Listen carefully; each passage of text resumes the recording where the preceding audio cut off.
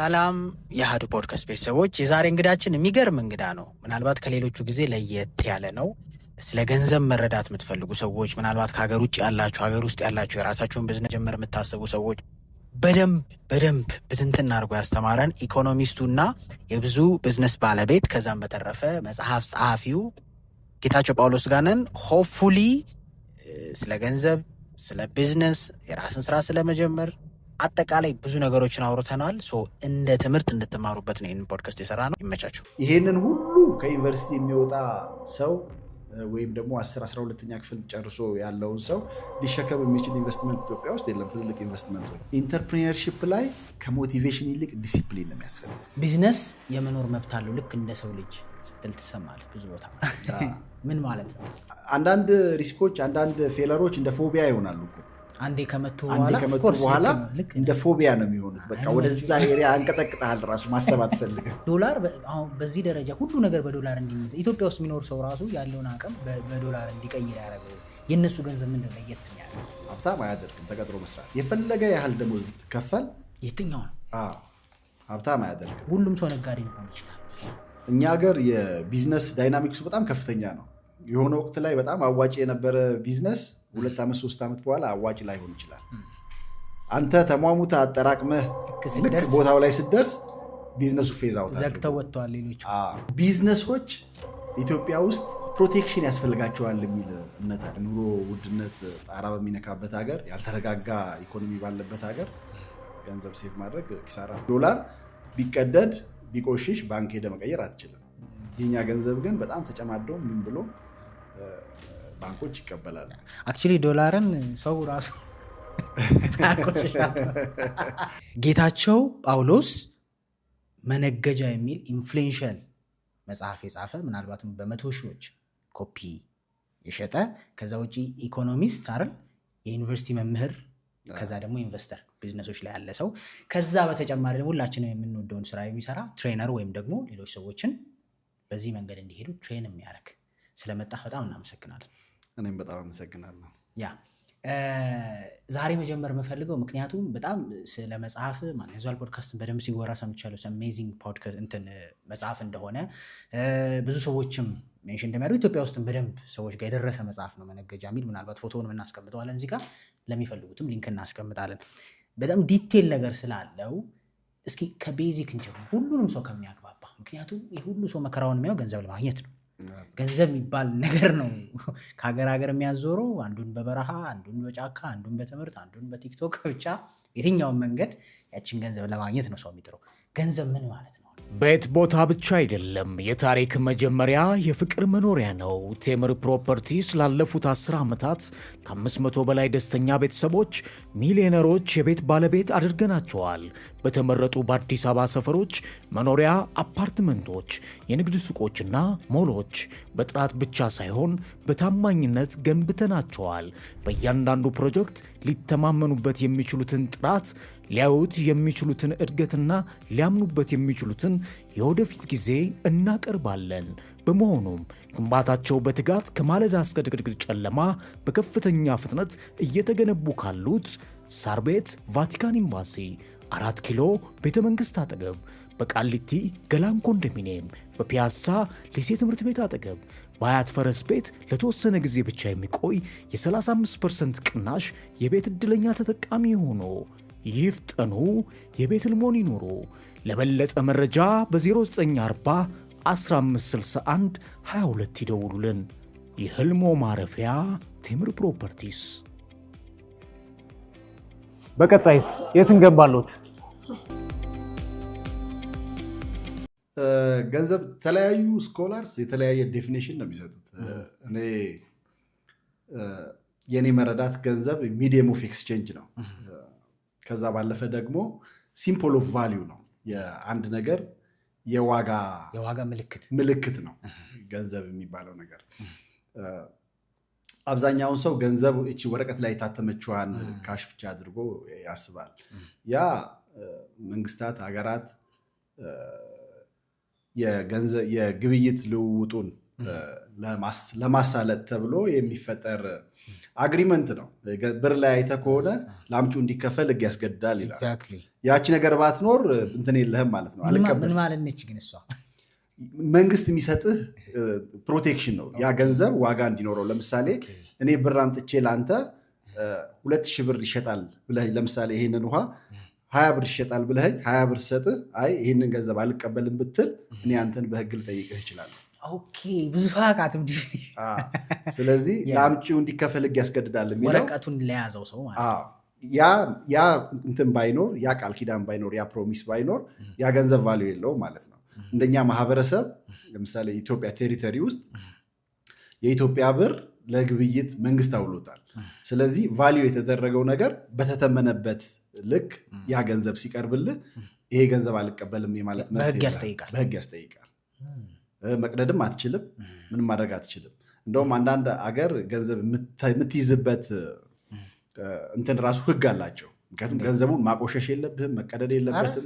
አይ ቲንክ ዶላር ላይ ግን ህግ አለ መሰለኝ እንደዚህ አይነት አይደል? ዶላር ላይ አሁን ሌሎች ከረንሲዎች ላይ አትችልም ቫልዩ ያለው። እኛ ሀገር ግን ያው አንደኛ አብዛኛውን በግብርና ውስጥ ያለ ማህበረሰብ ስለሆነ ገበሬ ደግሞ ይሄንን ገንዘብ ጠብቅ ብትለው አሁን ወደ ክፍለ ሀገር አካባቢ ስትወጣ እኮ በጣም ደርት የሆነ ገንዘብ፣ በጣም የቆሸ ገንዘብ ነው የምታገኘው፣ ብር የምታገኘው አፈር ውስጥ ምን ስለሚቀር ግብይቱ አብዛኛውን ማርኬቶቻችን እንትን ስላልሆኑ ዘመናዊ ስላልሆኑ ግብይት የሚፈጸምባቸው ቦታዎች ዘመናዊ ስላልሆኑ ገንዘቡ በተለያየ እንትን በቆሻሻ በጭቃ በምን በውሃ በምናምን እንትን ይላል እንጂ ሌሎች ሀገሮች ፕሮቴክት የማድረግ ገንዘቡን በንጽህና የመያዝ ግዴታም ጭምር ነው ያለብህ። አሁን ዶላር ቢቀደድ ቢቆሽሽ ባንክ ሄደ መቀየር አትችልም።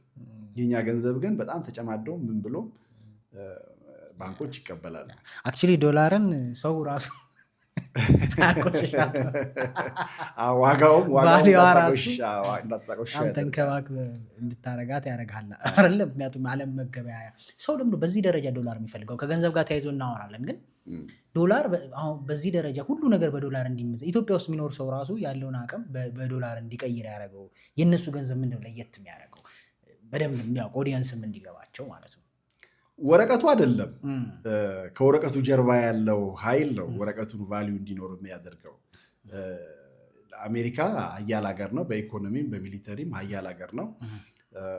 የሆነ ወቅት ላይ ከሁለተኛው ዓለም ጦርነት በኋላ ነው የአሜሪካ ገንዘብ የዓለም መገበያያ እንዲሆን የተደረገበትን ሚንስ የአሜሪካ ኢኮኖሚስቶች እኔ በጣም ሁሉ ጊዜ አፕሪሺየት የማደርጋቸው ዶላር ቫልዩ እንዲኖረው አሜሪካ የሚባለው ሀገር ራሱ ሀያል እንዲሆን ያደረገው የዶላርና ፊውል ከነዳጅ ጋር ያስተሳሰሩት እንትን ነው፣ ቴክኒክ ነው። ዓለም ላይ ዶላር በጣም ቫልዩብል እንዲሆን ኢቭን የአሜሪካ ኢኮኖሚ ጃይንት እንዲሆን ግዙፍ እንዲሆን ያደረገው። አሁን የአሜሪካ ዶላር ከገበያ ቢወጣ አሜሪካ ላይ እንደ ሶስተኛው ዓለም ሀገር ትሆናለች ብሎ ትራምፕ ሲቀሰቀስ ነበር። ምናልባት ካያችሁት ትልቁ ኢኮኖሚያቸው የነሱ ቤኔፊታቸው ይሄ ዶላሩ ሰርኩሌት በሚያደርግበት ቦታ ሁሉ እነሱ ተጠቃሚዎች ናቸው የሚሆኑት። ለምሳሌ አሁን የኛ ሀገር ገንዘብ በዶላር ትይዩ ሲመነዘር $1 ወደ 150 ምናምን ብር አካባቢ ደርሷል። ስለዚህ እነሱ እኛ ሀገር ያችኑ $1 1 ብር ነው ብለህ አስብ። በአንድ ብር እኛ ሀገር በእነሱ 1 ብር የገዙት ዕቃ ወደኛ ሀገር ሲመጣ ደግሞ 150 ብር ቫልዩ ያደርጋል ማለት ነው። ስለዚህ በተዘዋዋሪ መንገድ የአንድን ሀገር የዓለምን ሀገር ኢኮኖሚ ምን ያደርጋሉ ማለት ነው? ኮንትሮል ያደርጋሉ፣ ቤኔፊትም ያደርጋሉ። ኢትዮጵያ ውስጥ በአንድ ብር ምንም ነገር መግዛት አትችልም። አሜሪካን ሀገር ግን በአንድ ብር ቁርስ ልትበላ ትችላለህ። which means ከኛ ሀገር በእነሱ 1 ብር ዕቃ ገዝተው እነሱ ሀገር በአንድ ብር ይሸጡታል። ግን እኛ ሀገር ደግሞ ያ ዕቃ ስንት ብር ነው የሚሸጠው? 150 ብር አካባቢ በላይ ያደርጋል። ይሄንን ግን ያደረገው የማምረት አቅማቸው ማምረት አቅም ሳይሆን እሱ ከጀርባው ብዙ እንትን አለው። እዛ ዲቴል ውስጥ አንገባ። ብዙ ፋክተርሶች አሉ ያን እንዲሆን ያደረገው እንጂ የማምረት አቅም ምናምን ብቻም አይደለም። ብዙ ሰው እንደዚህ ሲል ስለምሰማ ነው ምናመርተው ምንሸጠው ለውጭ ማርኬት ምናረገው ነገር ቢኖር ወር ደግሞ እንደዚህ አይነት ነገሮች ቢኖሩ የሆነ መጠጋት እንችላለን። ቻይና አሁን የዓለማችን አብዛኛውን አምራች ሀገር ቻይና ናት። ሜድ ኢን ዩኤስኤ የሚል ፕሮዳክት አይተህ ታውቃለህ? ኢትዮጵያ ውስጥ በብዛት አይ ኢትዮጵያማ የለም አዘሆል ያልከኝ መስሎኝ ነው። ግን ኢቭን አሜሪካ ውስጥ ራሱ አብዛኛው ጋር ሜድ ኢን ቻይና ነው በሚገርም ሁኔታ። በአምራች ደረጃ ቢሆን በምርት ቫልዩ ተደረገ ቢባል አብዛኛውን ዓለም ላይ ያለው ምርት ከኤዥያ አካባቢ የሚመረት ምርት ነው።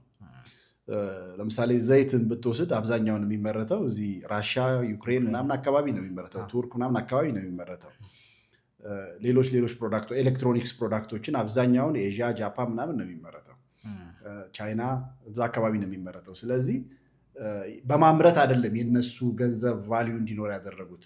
ቅድም እንዳነሳውልህ ሁለተኛው የዓለም ጦርነት አካባቢ አብዛኛውን የአውሮፓ ሀገራት ትልቅ ኢኮኖሚክ ክራይሲስ ላይ ነበሩ።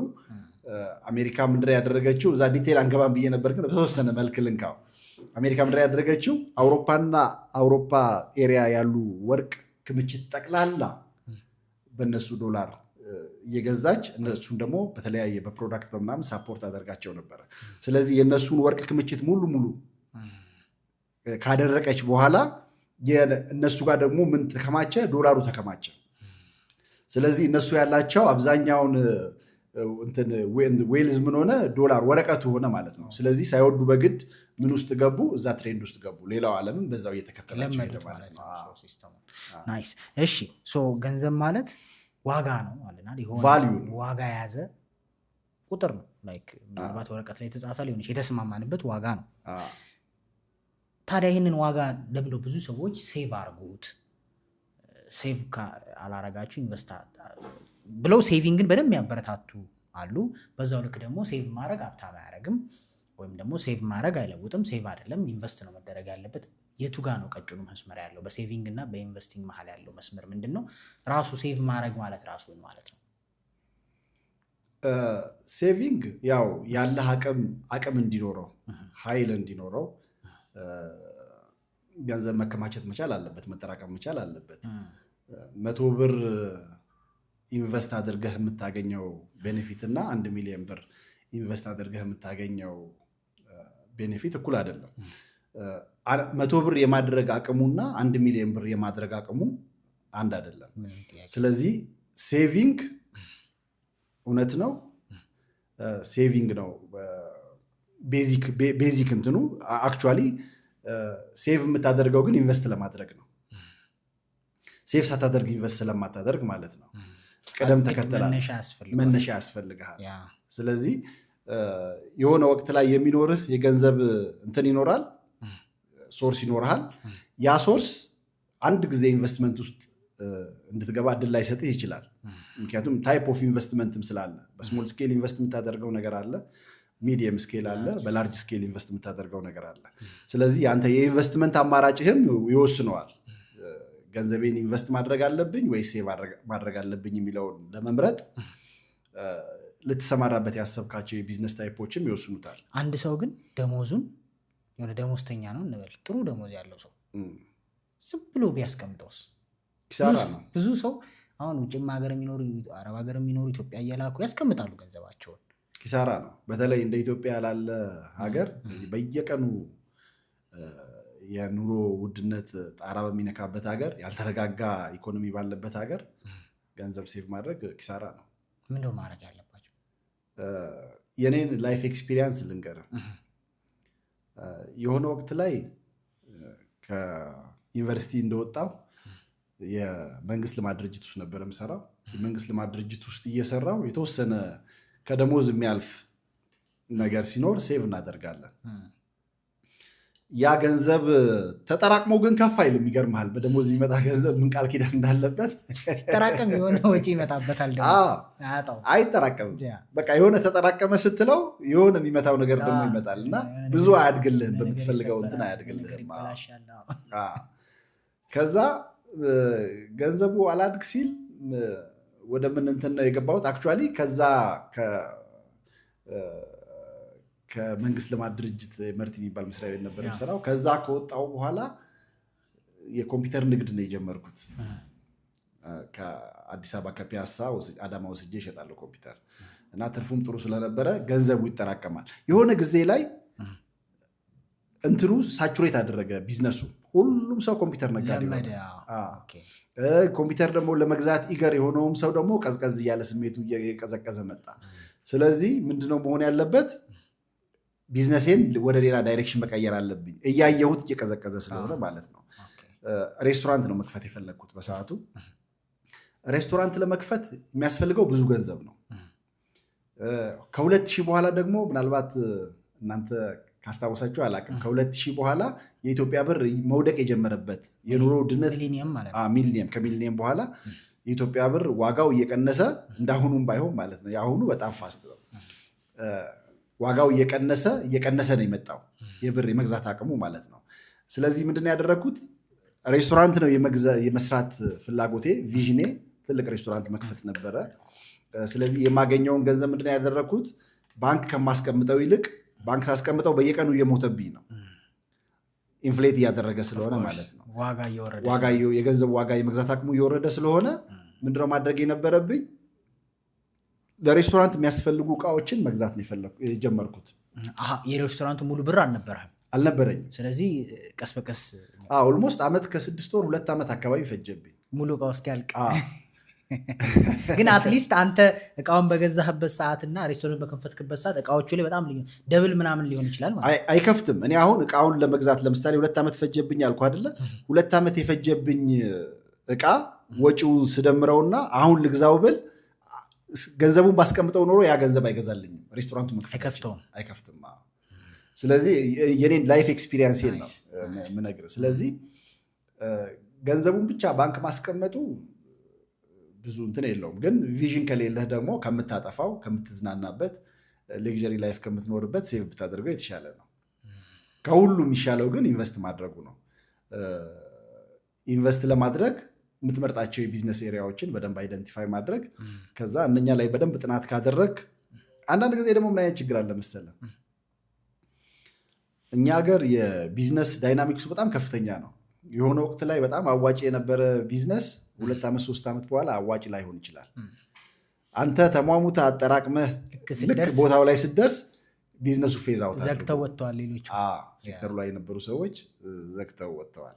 እና ለኢንተርፕሪነርሺፕ ትንሽ ያስቸግራል እኛ ሀገር። እንትን አይደለም ምክንያቱ ግን ምንድነው? እንደዛ ማለት ያልተረጋጋ ነው፣ ኢኮኖሚው ያልተረጋጋ ነው። ፖሊሲዎች በየጊዜው ይሻሻላሉ። የዓለም ተጨባጭ ሁኔታ አክቹዋሊ የዓለም ተጨባጭ ሁኔታ አሁን ብዙ ዓለም ላይ ረጅም ዓመት የቆዩ ቢዝነሶችን ታያለህ። 100 ዓመት 70 ዓመት 50 ዓመት 200 ዓመት የቆዩ ድርጅቶችን ታያለህ። እኛ ሀገር እንደዛ አይነት ነገር ማየት ከመንግስት ድርጅቶች ውጭ በግል የምታየው በጣም ሬር ነው። ማንን ትጠቅሳለህ እስኪ አንተ የምታውቀው ረጅም ዓመት የቆየ ቢዝነስ? የግል እኔ እንጃ። ምናልባት ሆቴል ካለም ሆቴል እንደዚህ ትልልቅ የድሮ ሆቴሎች ምናምን ሆቴል ምናልባት እንጂ አዘ ቢዝነስ የውሃ ፋብሪካ ምናምን እንደዚህ አይነት ነገር ፋብሪካዎች 20 ዓመት አይሞላቸው። እንደዛ አይሆንም ማለት አይሞላም። አክቹዋሊ ልገምት የሚችለው ከሚሊኒየም በኋላ ነው ውሃ በደንብ እንትን ያለው ይሄ ቦትል ውሃ የመጣው አሁን ከ2000 ምናምን በኋላ ነው። ባንኮች ምናምን ናቸው በብዛት የመንግስት ነክ ነገርም ነው። ረጅም አቢሲኒያ ባንክ አሁን ብዙ ዓመት የቆየ ነው። ስሙን ሲቀይር ምን ሲያደርግ ግን እሱም አንዴ በመንግስት አንዴ በግል በምናምን ነው። ስለዚህ አሁን ኢትዮጵያ ውስጥ ያሉ ባንኮች የግል ባንኮች ትልቅ ዕድሜያቸው 27 ዓመት ምናምን ነው። 25 ዓመት 27 ዓመት በእኛ ዕድሜ ነው። ያንግ ናቸው በጣም። ይሄ እንደዚህ ያክል ረጅም ዕድሜ እንዳቆዩ የሚያደርጋቸው የኢኮኖሚ አለመረጋጋት አንዱ ነው ማለት ነው። አንደኛው የኢኮኖሚ አለመረጋጋት ነው። ኢኮኖሚው ስቴብል አይደለም። ፖሊሲዎች በየጊዜው ይሻሻላሉ። ዌል ኦርጋናይዝድ አይደለም የገቨርንመንት ስትራክቸሩ። ገቨርንመንት ሲቀየር ፖሊሲ ይቀየራል። በዛ የሚጠፉ ደግሞ በጣም ብዙ ቢዝነሶች አሉ። ቢዝነሱም ደግሞ አብዛኛውን ከዚህ ከእንትን ጋር የተያያዘ ነው። ቢዝነሱ በራሱ አሁን ኢትዮጵያ ውስጥ ያሉ አብዛኛውን ቢዝነሶች ባለፈው ዶክተር አብይም ሲያነሳው ነበር ከባለስልጣን ጋር የተያያዘ ነውና ትንሽ ተለቅ ሲል ቢዝነሶቹ ያ ባለስልጣን ዞር ሲል አብሮ የሚጠፉ በጣም ብዙ ቢዝነሶች አሉ። ኦኬ ሶ መስመሩን እድሉን ያገኙት በዛ መንገድ ነበር ማለት ነው። ኮራፕትድ ማለት ለሁሉም ሰው ኦፕን አይደለም የኢትዮጵያ ቢዝነስ። ለምሳሌ እኔ ዛሬ ተነስቼ ዘይት ከውጭ ላስመጣብል ለኔ ኦፕን አይደለም።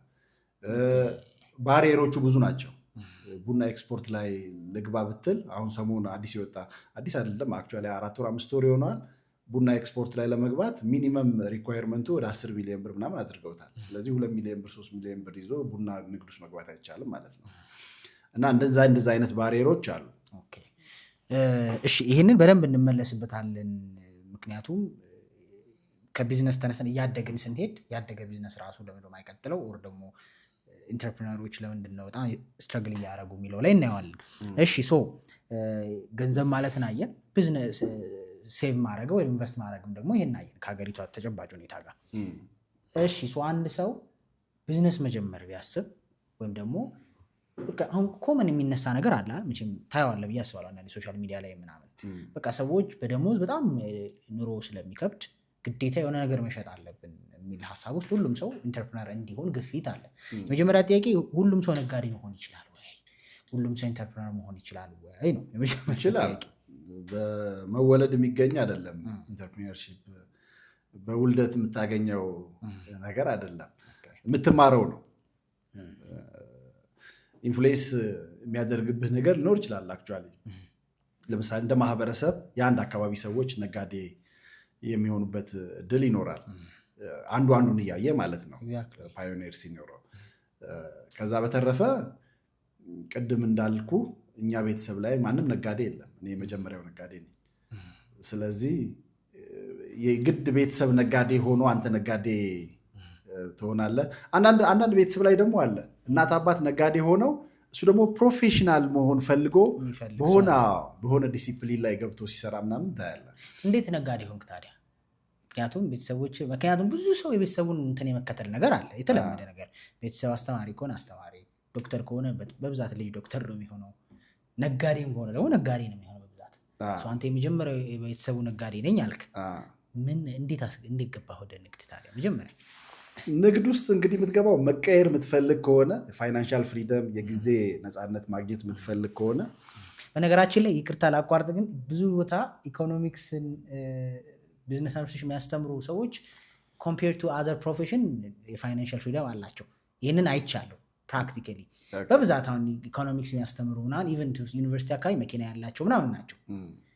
ሜይ ቢ ትምህርቱ ራሱ የሚያመጣው ኢምፓክት አለው። የስ ምክንያቱም አሁን ዩኒቲ ምን ማስተርሴን ስማር በብዛት ቢዝነስ ላይ ያሉ ሰዎች መኪና አላቸው፣ በቃ ራሳቸውን በደንብ ይቻሉ፣ ውጭ ላይ የሆነ ቢዝነስ አላቸው። ምናልባት ኢኮኖሚክስም ስለተማርክ ነው። እስኪ በጣም አስተዋጽኦ አለው። አንዳንድ ጊዜ የተማርከውን ካልኖርክ የተማርከውን ለመኖርም ትሞክራለህ። እኛ ተማሪ ሆነን ትዝ ይለኛል ቢዝነስ ውስጥ ራሱ የገባንበት መንገድ ተማሪ ሆነን ነው። አክቹዋሊ የተደጋገመ ሂስትሪ ስለሆነ ብዙ ዲቨሎፕ አላደርገው። ካፌ ውስጥ መመገብ በጣም ብዙ አይመችም። የኛ ካፌ አንደኛ በተለይ ደግሞ እንደዚህ ጨጓራህን ምናምን የሚያምህ አይነት ነገር ከሆነ በጣም ነው ዋጋ የምከፍለውና ስለዚህ ስላልተመቸን እኛ ችግር ገጥሞናል። እኛ ደግሞ ኢኮኖሚክስ የተማርን ያለ ነው የሀገርም የካምፓኒዎች ችግር ለመፍታት ነው እና የኛን ችግር ሳንፈታ በሚል ነው የካፌ ምግብ ቢያንስ እሷን መመለስ ሳንችል እንዴት ኢኮኖሚስት እንባላለን? ኢኮኖሚስት ማለት በራሱ እኮ ችግር መፍትሄ የሚፈጥር ስትራቴጂስት ነው። ስለዚህ በሚል በዛ ነው እንትን ውስጥ የገባ ነው፣ ወደ ቢዝነስ ውስጥ የገባ ነው ከትምህርት ቤት ጀምሮ ማለት ነው። ከዛ በኋላ ከወጣም በኋላ ሁል ጊዜ ካልኩሌት የምታደርገው መንግስት መስሪያ ቤትም ይሁን የግል ድርጅት ላይ ተቀጥረ ስትሰራ በቀን 8 ሰዓት ከሆነ የምትሰራበት ታይም ወይ 10 ሰዓት ከሆነ በሳምንት 5 ቀን ወይ 6 ቀን የምትሰራ ከሆነ ሙሉ ጊዜ ለካምፓኒው ነው የምትሰራው።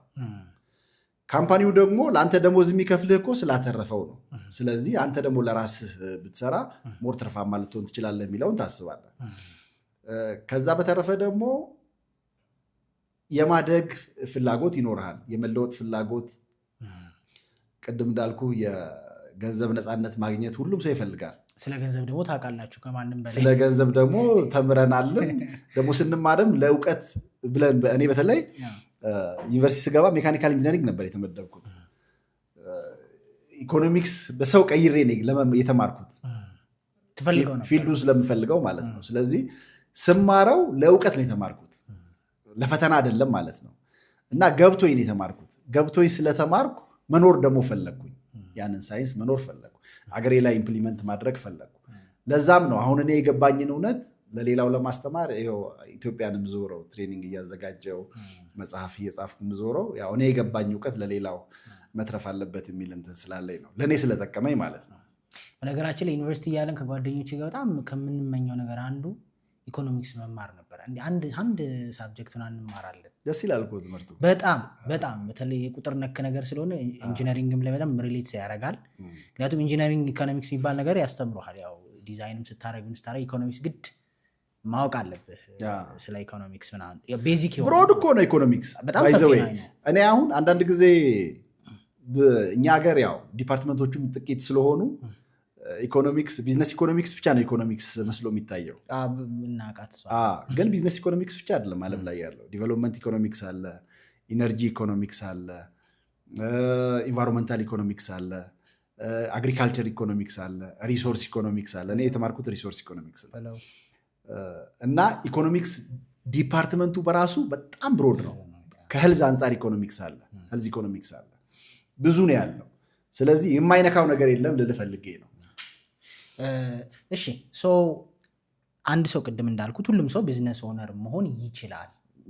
ምክንያቱም በደም ውስጥ የሚመጣ ነገር አለ ማለት እንዳይሆን የሚያደርገው ታዲያ ምንድን ነው? ብዙ ሰው ስትረሱን መቋቋም አለመቻል። አይ ቲንክ ዶናልድ ትራምፕ መሰለኝ ሲል የሰማሁት ስትረስን መቋቋም ማትችል ሰው ከሆንክ ተቀጥረ ስራ የሚል ሀሳብ ሲሰጥ ሰምቼዋለሁ። እና ጥሩ ነው ሀሳቡ፣ የሚደገፍ ሀሳብ ነው፣ እውነትም ነው፣ ሪል ነው። ሁሉም ሰው መሆን የማይችልባቸው ምክንያት ምንድን ነው? ስትረስ አለመቻል ነው ወይስ ደፋር አለመሆን ነው ምናምን? የተወሰኑ ሰዎች ብቻ ቢዝነስ ኦነር እንዲሆኑ። ቢዝነስ ውስጥ እንግዲህ የምታውቀውን ነገር ነው የምትመኘው፣ የምታውቀውን ነገር ነው የምትፈልገው። ደግሞ አደርጋለሁ የሚል የስነ ልቦና እንትን ሲኖርህ፣ ቢውልድ አፕ የሆነ ሰልፍ ስቲም ሲኖርህ፣ የማድረግ አቅም እችላለሁ የሚል ሜንታሊቲ ሲኖርህ ቢዝነሱ ለመግባት አትቸገርም። ቢዝነስ ብዙ የሚያስጨንቁት እንትኖች አሉ። አንደኛ ከስራለሁ አልከስርም የሚለው አንድ ጭንቀት ነው። ቢዝነስ ውስጥ ያዋጣኛል አያዋጣኝም፣ ይሄ ቢዝነስ እስከምን ጊዜ ድረስ ይሄዳል የሚለው ሌላ ጭንቀት ነው። ሁለተኛ የመንግስት ፖሊሲ ይቀየራል፣ እኔን ይነካኛል ወይ፣ የኔን ቢዝነስ ይጎዳዋል ወይ የሚለው ሌላኛው ስትረስ የሚፈጥር ነገር ነው። ስለዚህ የዶናልድ ሀሳብ የሚደገፍ ነው ማለት ነው። ሌላ የገቢዎች ችግር ሌላ እንትን ነው፣ ሌላ ጭንቀት የሚያመጣብህ ነገር ነው። የመልካም አስተዳደር ችግር አለ።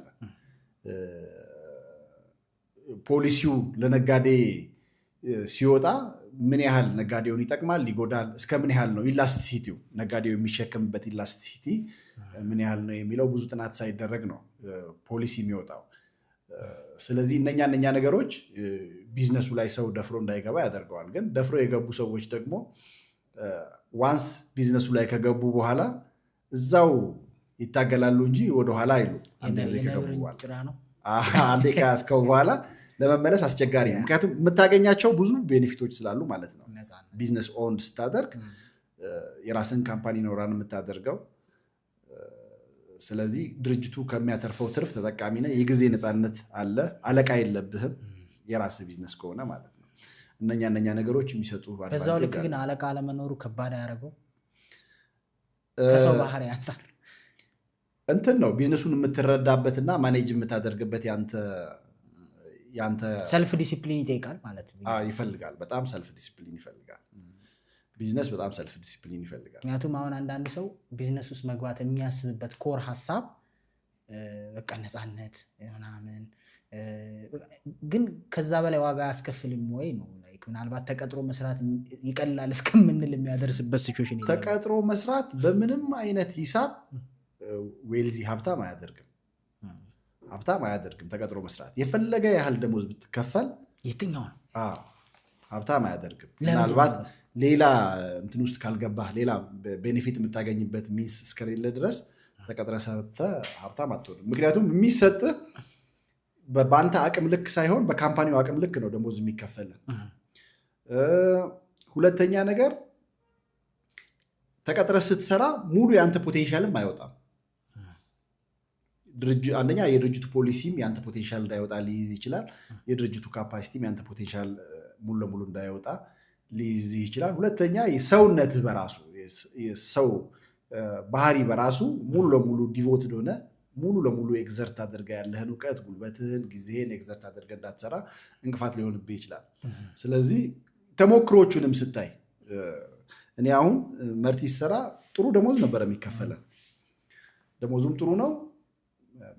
መኪና ይሰጣል በድርጅቱ፣ መኖሪያ ቤት በነፃ ነው፣ መብራት አትከፍል፣ የውሃ ወጪ የለብህ፣ ምንም ወጪ የለብህም። በቃ የቤተ መንግስት ኑሮ ነው የምትኖረው። ግን እኔ ምንድነው ከዛ እንደወጣ ያደረገኝ ከኔ በላይ የነበሩ ሰዎችን አየሁ። በኃላፊነት ቦታ የነበሩ ሰዎች 20 ዓመት 30 ዓመት ምናምን የሰሩ ሰዎች ነው። ስለዚህ እኔም የፈለገ ያህል እንትን ብሆን መጨረሻ ከነሱ የተሻለ መሆንበት ምንም አይነት እንትን የለም። በሃይራርኪ መሰረት ምናልባት ሲሆ ነው የምትሆነው። በቃ የነሱን ላይፍ ሳየው በዛ ያን ያህል 20 ዓመት 30 ዓመት ሰርተው የራሳቸው መኖሪያ ቤት የላቸውም፣ የራሳቸው መኪና የላቸውም፣ ልጆቻቸውን ጥሩ ትምህርት ቤት አያስተምሩም። ምናልባት ጥሩ ድረስ ሊያደርጉ ይችላሉ፣ ድርጅቱ ስለሚመገብ ጥሩ ሊመገቡ ይችላሉ። ከዛ ያለፈ ነገር የለም። ስለዚህ እኔ ራሴን ኮምፔር ያደረግኩት እዚህ ጋር ቁጭ ብዬ ከላይ ያሉትን ሰዎች 20 ዓመት 30 ዓመት የሰሩትን ሰዎች ነው ያየሁት። እነሱን ሳያቸው እኔ ልቤ ውስጥ ያለውን ፍላጎትና ህልም መድረስ አልቻሉም 20 ዓመት 30 ዓመት። ስለዚህ እኔም 20 ዓመት 30 ዓመት ብጠብቅ የኔም እድል ፈንታ ከዚህ ያለፈ አይሆንም የሚል ሐሳብ ነው እንትን ያለኝ። ስለዚህ በቃ መውጣት አለብኝ። ምክንያቱም አሁን ኢቭን አለቃህን መሆን ትፈልጋለህ ወይ ማለት እኮ አረ ተቀጠር በቃ አሁን እንግዲህ ማንኛውም ሰው መጀመሪያ እንትን ሆኖ ኤክስፐርት ሆኖ ሲገባ ሲኒየር መሆን ነው የሚፈልገው። ሲኒየር ሆኖ ሲሰራ ደግሞ ከዛ ወደ ዳይሬክተር መሆን ነው የሚፈልገው። ከዛ ቺፍ ኤክስኪዩቲቭ መሆን ይፈልጋል። ያንን ነው ሂራርኪው። እኔ በነበርኩበት እንትን እዛ ጫፍ ላይ የነበሩ ሰዎች እዛ ቦታ የደረሱት 20 ዓመት 30 ዓመት ሰርተው ከ20 ዓመት በኋላ ያንን መሆን ፈልጋለሁ ወይ የሚለው ያንን ካልኩሌት ሳደርገው ፌር አይደለም። ስለዚህ የሆነ ቦታ ይሄ ነገር መቆም አለበት አልኩኝ። ምናልባት ይሄ ውጭ ሀገርም ተቀጥረው ለሚሰሩ ሰዎችም የሚሆን ይመስለኛል። እውነት ነው። ምክንያቱም አሁን ምናልባት ውጭ ሀገር ያለ ሰው ትልቅ ቻንስ አለው ኢትዮጵያ ውስጥ መጥቶ ኢንቨስት የማድረግ። ምክንያቱም የሚያገኘው ገቢ እዛ ትንሽ የሚያገኘው ኢትዮጵያ ውስጥ በደንብ ኢንቨስት መደረግ የሚችል ስለሆነ ቅድም ስለ ዶላሯ አውርተን የለ ዶላሯ ብዙ ነች። ኢትዮጵያ ውስጥ ሲመጣ ብዙ ብር ይሆንለታል እዚህ ሀገር መጥቶ ኢንቨስት ሲያደርግ ማለት። ግን ያ ሰውዬ ያችን ደግሞ ተቀጥሮ የሚኖርባት ከሆነ እድሜ ዘመኑን እዛ ሲስተም ውስጥ ነው የሚኖረው ማለት ነው እኮ ሀሳቡ። ለምሳሌ አውሮፓም አሜሪካም አረብ ሀገርም ደቡብ አፍሪካም አፍሪካ ሀገራትም የሚኖሩ ብዙ ኢትዮጵያ ማንም ሰው ከሀገሩ ወጥቶ እድሜ ልኩን እዛ መኖር አይፈልግም። የሆነ ፖይንት ላይ ሀገሩ መጥቶ የተሻለ ኑሮ ለመኖር ይፈልጋል። የተሻለ ኑሮ ለመኖር የሚፈልገው ደግሞ ቢዝነስ ኦፕን አድርጎ ነው። እዛ ብዙ ዓመት ተቀጥሮ የቤት ውስጥ ስራም ሊሆን ይችላል፣ ካምፓኒ ላይም ሊሆን ይችላል። በተለያየ ዲሲፕሊን የያዘውን ገንዘብ ይዞ መጥቶ እዚህ ተቀጥሮ መስራት አያስብም። የሚያስበው ሁሉም ሰው አውሮፓም ይሁን አሜሪካም ይሁን አረብ ሀገራትም ይሁን ዱባይ፣ ኳታር ዌሬቨር የትም ቦታ ቢሆኑ የሚያስቡት ምንድነው? የተወሰነች ገንዘብ ይዘው መጥተው እዚህ ኢንቨስት ማድረግ ነው የሚፈልጉት። ውጭ ሀገር ስትኖር ካልቸሩ ብዙ ላይ መች ይችላል። እድሜህን ደግሞ የሚጨርሱ በጣም ብዙ የሚያዘናጉ ነገሮች ይኖራሉ። ስለዚህ እድሜን በራሱ ቫልዩ ስለሆነ ለሰው ልጅ ሀብቱ ስለሆነ እድሜው ሀብቱ ስለሆነ ጊዜ በራሱ ቫልዩ አለው። ጊዜ ሲያልፍብህ አስቸጋሪ ነው። አንደኛ ጉልበት አይኖርም፣ ሞራል አይኖርም። እነኚህ ነገሮች እየቀነሱ ነው የሚሄዱት። የ60 ዓመት የ50 ዓመት ሰው እንደ 20 ዓመት ሰው አስቢና 40 ዓመት የደረሰ ሰው 20 ዓመት አካባቢ እንዳለ ሰው በጣም ኦፕቲሚስት በጣም በቃ ኢነርጂ ምናምን አይኖረው። ምንም ጥያቄ 30 እና 20 ራሱ ልዩነት አለው። 30 እና 40 ራሱ ራሴን እየታዘብኩት ነው። ልዩነት አለው። ኦፍ ኮርስ ሞር እንትን መሆን ትፈልጋለህ፣ ስቴብል በቃ በቃ ስቴብል ነው መሆን የምትፈልገው እድሜ እየገፋ ሲሄድ። ይሄ ያንግ ኤጅ ግን ሁሉም ነገር ለመንካት ጉልበት አለ። በጣም ኦፕቲሚስት ነህ። በህይወትህ ቻሌንጅ አያልፍም። ገብቷል። ልክ በቃ ከቤትህ እንደወጣ ከእናት ከአባትህ ቤት እንደወጣ አካባቢ ነው የሚሆነው እና ብዙውን ሸክምህን ፓረንትስ ናቸው የተሸከሙት። ስለዚህ ውጪ ስትወጣ ምንም የቀጠቀጠ የወረደብህ እንትን የለም፣ ዱላ የለም እና ኢነርጂ ፉል ነው። ያ ኤጅ ማለት በቃ ላይክ እንደ ቢግ ፑሽ ነው የሚባለው በኢኮኖሚክስ በቃ ምንጭቆ የሚያስወጣ አይነት ነገር እንትን ነው ገንዘብን ባይኖርህ ማለት ነው። ኢቨን በዳታ ደረጃ እኮ ራሱ እዛ ኤጅ ላይ የጀመሩ ናቸው በጣም ሰክሰስፉል ሰዎች ስታየው ዳታ በጣም ሹት የሚያደርገው ሊያድግ ይችላል ሰው ግን ኤክስትራ የሆነ ለውጥ የሚያመጡት እንዳልከው ዱላውን በጊዜ ዱላ ያልበዛበት ነው። አሁን ቢዝነስ ለመስራት ስታስብ አሁን በእኛ ኤጅ እኔ አሁን ቢዝነሱ ላይ ረጅም ጊዜ ቆይቻለሁ። ኦልሞስት ከ2001 ጀምሮ ብትቆጥር ወደ ስንት ዓመት ማለት ነው? ወደ 17 ዓመት ማለት ነው። በ17 ዓመት ኢትዮጵያ ውስጥ ያሉ የቢዝነስ ቻሌንጆች ሁሉ ወርደውብኛል እና ብዙ ውጣ ውረዶችንም አይቻለሁ። አፕስ ኤንድ ዳውን ማለት ነው በቢዝነስ ላይ። ያንንም ነው ወደ መጽሐፍ ቀይሬ እኔ ያየሁትን ቻሌንጅ ሰው እንዳያየው መማር አለበት። እኔ ባለፍኩት እኔ ወረደብኝ ዱላ መውረድ የለበትም በሚል ማለት ነው። ሰልፊሽ አይደለሁማ የመምህር ባይዘው ሰልፊሽ አይደለም እሱ ይመስለኛል።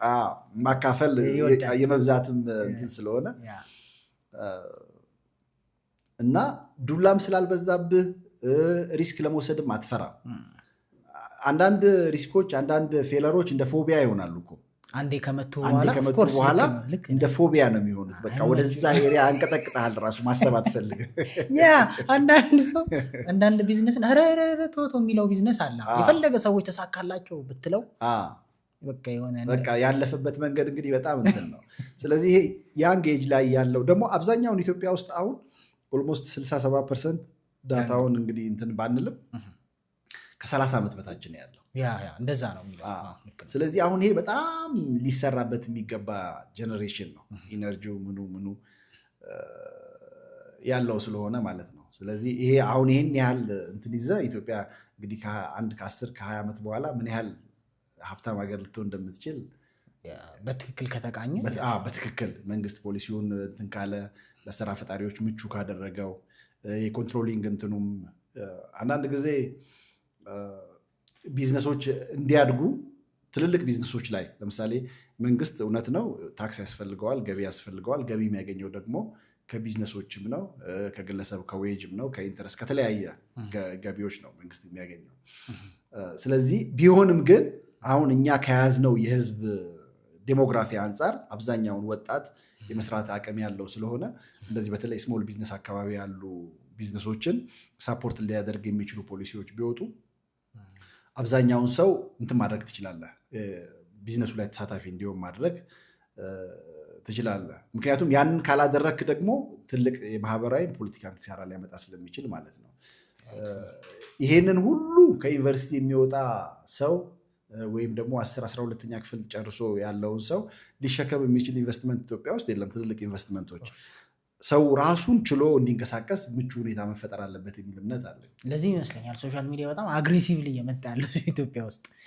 አንድ ሰው በራሱ በስልኩ ገንዘብ ሊያገኝበት የሚችልበት አንድ ኦፕሽን ስለሆነ ይመስለኛል። እውነት ነው።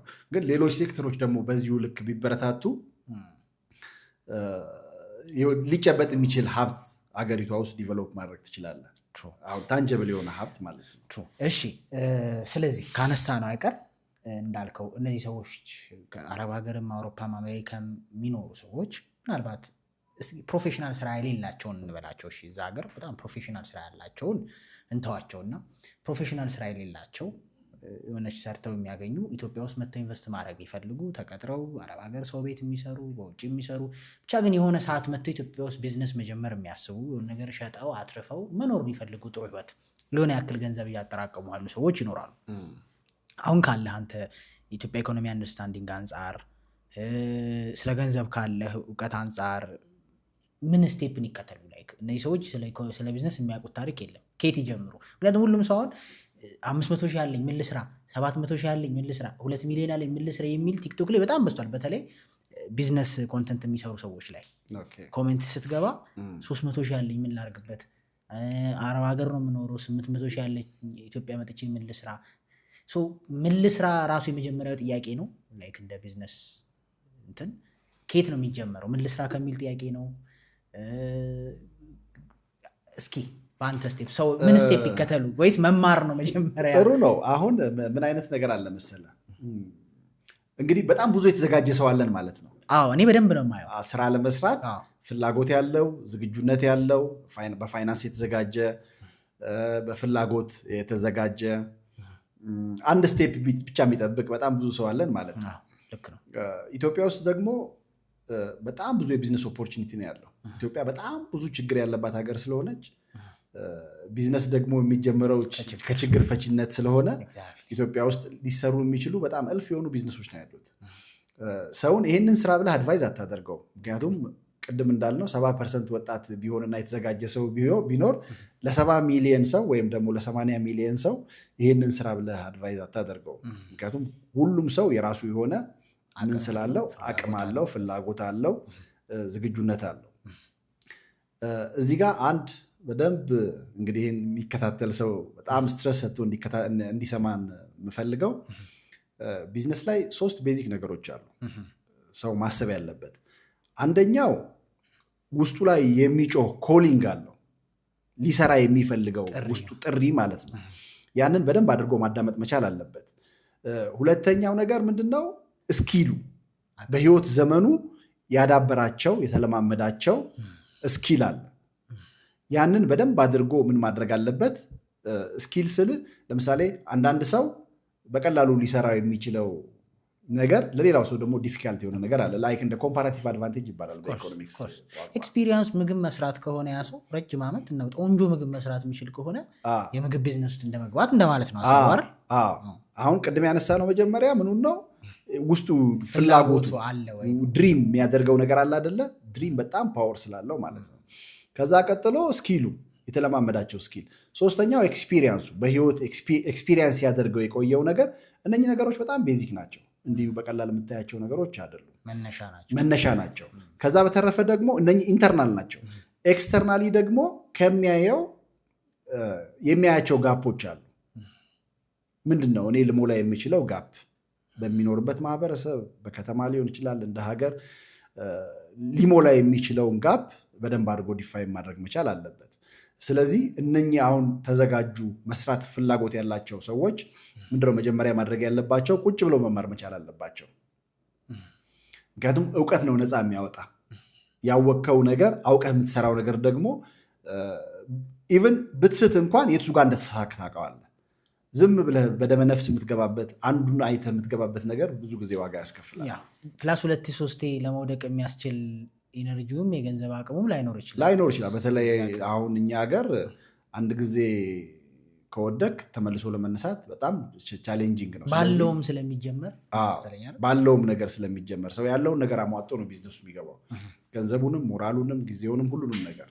ስለዚህ ጥንቃቄ ይፈልጋል። ቢዝነሱ ሲገቡ ቁጭ ብሎ መማር። ምን ይማሩ? ኢንተርፕሪነርሺፕ። እኛ አሁን እየዞርኩ ማስተምረው እሱ ነው። ለምሳሌ ኢንተርፕሪነርሺፕ ሲባል ላይክ ራሱ ቢዝነስ ምን እንደሆነ ማለት ነው። ቤዚክ ኮንሰፕት አለው ኢንተርፕሪነርሺፕ። ራሱን የቻለ ቤዚክ ኮንሰፕት አለው። ሰው ቢዝነስ ውስጥ እንዴት ነው መግባት ያለበት፣ መቼ ነው መግባት ያለበት፣ ለምንድን ነው መግባት ያለበት የሚለውን ነገር እነሱን በደንብ አድርጎ ማወቅ መቻል አለበት። ሳታቅ የምትገባበት ነገር ብዙ ጊዜ ዋጋ ያስከፍልሃል። አንዱን አይተህ የምትገባበት ነገር ዋጋ ያስከፍልሃል። አውቀ የምትገባበት ነገር ግን ቻሌንጂንግ ነው። እንዳልኩ አሁን ላይ ሪሶርስ ውስን ነው። አሁን ላይ አይደለም በፊትም ሪሶርስ ውስን ነው።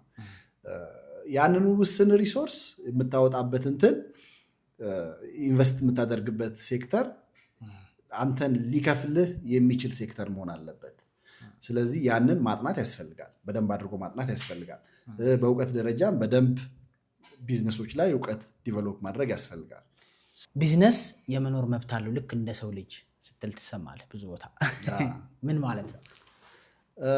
አሁን የኢትዮጵያ ሕገ መንግስት ሰው በህይወት የመኖር መብት አለው ይላል። ሰብአዊ መብቱ ሊከበርለት ይገባል። በህይወት የመኖር ከቦታ ቦታ የመንቀሳቀስ መብት አለው ይላል። ቤት ቦታ ብቻ አይደለም፣ የታሪክ መጀመሪያ የፍቅር መኖሪያ ነው። ቴምር ፕሮፐርቲስ ላለፉት 10 ዓመታት ከ500 በላይ ደስተኛ ቤተሰቦች ሚሊዮነሮች የቤት ባለቤት አድርገናቸዋል። በተመረጡ በአዲስ አበባ ሰፈሮች መኖሪያ አፓርትመንቶች፣ የንግድ ሱቆችና ሞሎች በጥራት ብቻ ሳይሆን በታማኝነት ገንብተናቸዋል። በእያንዳንዱ ፕሮጀክት ሊተማመኑበት የሚችሉትን ጥራት፣ ሊያዩት የሚችሉትን እድገትና ሊያምኑበት የሚችሉትን የወደፊት ጊዜ እናቀርባለን። በመሆኑም ግንባታቸው በትጋት ከማለዳ እስከ ድቅድቅ ጨለማ በከፍተኛ ፍጥነት እየተገነቡ ካሉት ሳር ቤት ቫቲካን ኤምባሲ፣ 4 ኪሎ ቤተ መንግሥት አጠገብ፣ በቃሊቲ ገላን ኮንዶሚኒየም፣ በፒያሳ ሊሴ ትምህርት ቤት አጠገብ፣ በአያት ፈረስ ቤት ለተወሰነ ጊዜ ብቻ የሚቆይ የ35% ቅናሽ የቤት ዕድለኛ ተጠቃሚ ሆኖ ይፍጠኑ፣ የቤት ሕልሞን ይኑሩ። ለበለጠ መረጃ በ0940 1561 22 ይደውሉልን። የሕልሞ ማረፊያ ቴምር ፕሮፐርቲስ። በቀጣይስ የት እንገባሉት? ቢዝነሶች ኢትዮጵያ ውስጥ ፕሮቴክሽን ያስፈልጋቸዋል የሚል እምነት አለ። ጥበቃ፣ የመንግስት ጥበቃ፣ የሚመለከተው አካል ጥበቃ ያስፈልጋቸዋል የሚል እምነት አለኝ። እኛ ሀገር ቢዝነሶች አንድም ፌል የሚያደርጉበት መንገድ የተለያየ ፋክተር ቢኖረውም ጥበቃ ለማግኘታቸውም ነው የሚል እምነት አለኝ። ስለዚህ የሰብአዊ መብት ተሟጋች እንዳለው ሁሉ የቢዝነስ መብት ተሟጋች ያስፈልገናል። ኢትዮጵያ ውስጥ የመኖር መብት አላቸው። ቢኖር ምን ይሰራ ነበረ? ያ ቢዝነስ መብት ተሟጋች ዋናው ስራው ምን? የሰብአዊ መብት ለምሳሌ ሰዎች መብት መገፈፍን ምናምን ነው እንትን የሚለው አይደል? ቢዝነስ መብት ተሟጋች ምን ነበረ? የቢዝነስ መብት ተሟጋች እንግዲህ ቢዝነሶች በህይወት እንዲኖሩ እንዳይከስሙ፣ ለምሳሌ ከፖሊሲ ማሻሻል ጀምሮ ሊሆን ይችላል። የመልካም አስተዳደር ችግሮችን ከመፍታት አንጻር ሊሆን ይችላል። አሁን የሰብአዊ መብት ጥሰት የሚባለው አንድ ሰው ላይ በዓለም አቀፍ ህግም ይሁን በኢትዮጵያ ህግ በሰብአዊነቱ ላይ የተሰጠውን መብት በሆነ አካል ሲጣስ ሲገኝ ይሄ መብት መከበር አለበት የሚል ነው የሰብአዊ መብት። ቢዝነስ ላይም እንደዛው። ለምሳሌ በመልካም አስተዳደር ችግር አንድ ቢዝነስ ከቢዝነስ ውጪ እንዲሆን ሲደረግ የመኖር መብቱ ሊከበርለት ይገባል። ስለዚህ እስከ ህገ መንግስት ድረስ ገብቶ የቢዝነስ የመኖር መብት ሴኪዩር የሚያደርግ ማሻሻያ የሚያስፈልግ ከሆነ እስከዛ ድረስ ተሟግቶ የሚያስፈጽም የሆነ ኃይል ያስፈልጋል የሚል እምነት አለ። ለምን መሰለህ? ቢዝነስ ህይወት አለው። እኔ ህይወት አለው ብዬ ነው የማስበው። ሰውም አይታይም አልነበረ? መጀመሪያ እኮ የሰው ልጅም አይታይም ነበረ አይደለ? ዲቨሎፕ ሆኖ አድጎ ነው አሁን እንደኔና እንዳንተ ትልቅ ሆኖ ድምፅ አውጥቶ መናገር መብቱን ለማስጠበቅ ምናምን ሰው ሆነን ቆመን እንትን የምንለው። ቢዝነስም የሆነ ወቅት ላይ ሀሳብ ነበረ። ያ ሀሳብ እኮ ማይታይ ነው። የቢዝነስ አቦርሽን ማለት አሁን የቢዝነስ እግዚአብሔር ይስጥ። ኤግዛክትሊ ያ። ስለዚህ ቢዝነሶች ያለ እድሜያቸው እንዳይቀጩ አሁን ኢትዮጵያ ውስጥ ያለው በጨቅላነታቸው ነው እየተቀጩ ያሉት። አቅም ሳይኖራቸው ወይም ራሳቸውን ፕሮቴክት ማድረግ በማይችሉበት ሌቭል ማለት ነው። ቢዝነስ የአንድ ሀገር በተለይ እንደዚህ ይሄ የግሉ ዘርፍ ለአንድ ሀገር ኢኮኖሚ በጣም ወሳኝ ነው። ኢትዮጵያ እንደ ኢትዮጵያ ያሉ ሀገራት ብዙ ህዝብ ያለባቸው ሀገራት፣ ብዙ ወጣት ያለባቸው ሀገራት፣ ብዙ ስራ ፈላጊ ያለበት ሀገር ስራ የሚፈልገውን ሰው ሁሉ መቅጠር የሚችል ኢኮኖሚ ስለማይኖረው ግለሰቦች የሚፈጥሯቸው ቢዝነሶች ሊጠበቁላቸው ይገባል የሚል እምነት ነው ያለኝ። ሊጠበቅላቸው ይገባል የሚል እምነት ነው ያለኝ። ስለዚህ ከዛ አንጻር እነኚህ ቢዝነሶች እድሜያቸው ረጅም ሆኖ ለምሳሌ ዛሬ የተጀመረ ቢዝነስ በ100 ሺህ ብር የተጀመረ ቢዝነስ ፕሮቴክት አድርገነው እድሜ ሰተነው 10 ዓመት 20 ዓመት እኮ ቢቆይ ነገ የ200 የ300 ሚሊዮን ብር ካፒታል ያለው ቢዝነስ ይሆናል። የዛኔ ለማፍረስም ይከብዳል። የዛን ጊዜ ራሱን ማቀም ይኖረዋል። ዲቨሎፕ የሆነ ስለሆነ ለመንግስትም ትልቅ ግብር ይከፍላል። ከዛ በተረፈ ደግሞ ብዙ ሰራተኛም ቀጥሮ ያሰራል ማለት ነው። ስለዚህ እንደዚህ አይነት ነገሮች ስላሉ ቢዝነሶች የመንግስት ድጋፍ፣ የመንግስት ከለላ ደግሞ የመኖር መብት ሊሰጣቸው ይገባል። አንዳንድ ጊዜ እኛ ሀገር ቢዝነሶች በተለያየ አይነት ምክንያት ሲፈርሱ ወይም ደግሞ ሲጠፉ ሲከስሙ ታያለ። የመልካም አስተዳደር ችግር አለ። ስሞል ቢዝነሶች ላይ ደግሞ ያለ የታክስ ጫና አለ። ሌላ የፋይናንስ ችግር አለ። ቅድም ካፒታል ማርኬትን አንስተን ስንነጋገር የነበረው ሰስቴን እንዲያደርጉ ፋይናንስ ስለሚያስፈልጋቸው የፋይናንስ ችግራቸው መፈታት አለበት። በምን መልክ መፈታት አለበት? እሱ ራሱን የቻለ ውይይት፣ ራሱን የቻለ ጥናት የሚፈልግ ነው። ከዛ በተረፈ ደግሞ ፕሮቴክሽን ከመንግስትም ፕሮቴክሽን አጥተው የሚፈርሱ በጣም ብዙ ቢዝነሶች አሉ። ዛሬ አንድ ቢዝነስ ከፍተ 2 ቀን 3 ቀን ሳሰራ ታሽጓል የሚል ወረቀት ይለጠፍብሃል። ታክስ ሆሊዴይ የለም። ታክስ ሆሊዴይ የሚባል ነገር የለም። ለምንድነው ፍቃድ ያላወጣኸው? ፍቃድ አውጥቶ ነው መስራት ያለበት አክቹአሊ ሁሉም ሰው። በዛ አምናለሁ። ሬጂስተር መደረግ አለበት፣ በመንግስት መታወቅ አለበት። ግን ሪስፖንሲቢሊቲ እንዳለበት ሁሉ ቢዝነስ ራይት ሊሰጠው ይገባል የሚል እምነት ነው ያለኝ። ሪስፖንሲቢሊቲ ያለበት፣ ታክስ መክፈል ሪስፖንሲቢሊቲ ያለበት፣ በመንግስት ሬጂስተር የመደረግ ሪስፖንሲቢሊቲ ያለበት፣ ሌሎችም ሪስፖንሲቢሊቲ ያለበት አንድ ቢዝነስ ሲቋቋም። ግን ሪስፖንሲቢሊቲ ብቻ ነው ወይ ሊሰጠው የሚገባው? ራይት ሳያስፈልገውም ወይ መብት ሳያስፈልገውም? ሞር ፎከሱ ሪስፖንሲቢሊቲ ላይ ብቻ ሆነ። ያ ኢትዮጵያ ውስጥ ቢዝነሶች እንዳያድጉ እንቅፋት ሆነዋል የሚል እምነት አለኝ። ስለዚህ እነኛ ነገሮች መስተካከል አለባቸው። እነኛ ነገሮች ሲስተካከሉ ረጅም ጊዜ የሚቆዩ ቢዝነሶችን ማየት እንችላለን ማለት ነው። ሶስት ማንነቶች ያስፈልጋል ቢባል ሰው ቢዝነስ ላይ ውጤታማ እንዲሆን ምን ማለት እንችላለን? ለምሳሌ አንድ ሰው ይሄ ባህሪ ቢኖረው የተሻለ ውጤታማ ይሆናል ቢዝነስ ላይ ብንል። ቢዝነስ ላይ አሁን ብዙ ጊዜ ሰው ቢዝነስ ላይ የሚገባው ሞቲቬትድ ሆኖ ነው፣ ተነቃቅቶ ነው። የሚነቃቃው ደግሞ የሚያነቃቃው የተለያየ ነገር ነው። አንዳንድ ጊዜ የስኬታማ ሰዎች ንግግር ላይ ያነቃቃው ይችላል። ሌላ ጊዜ የጓደኛው ስኬት ሊያነቃቃው ይችላል። ሌላ ጊዜ ደግሞ ያየው ኦፖርቹኒቲ።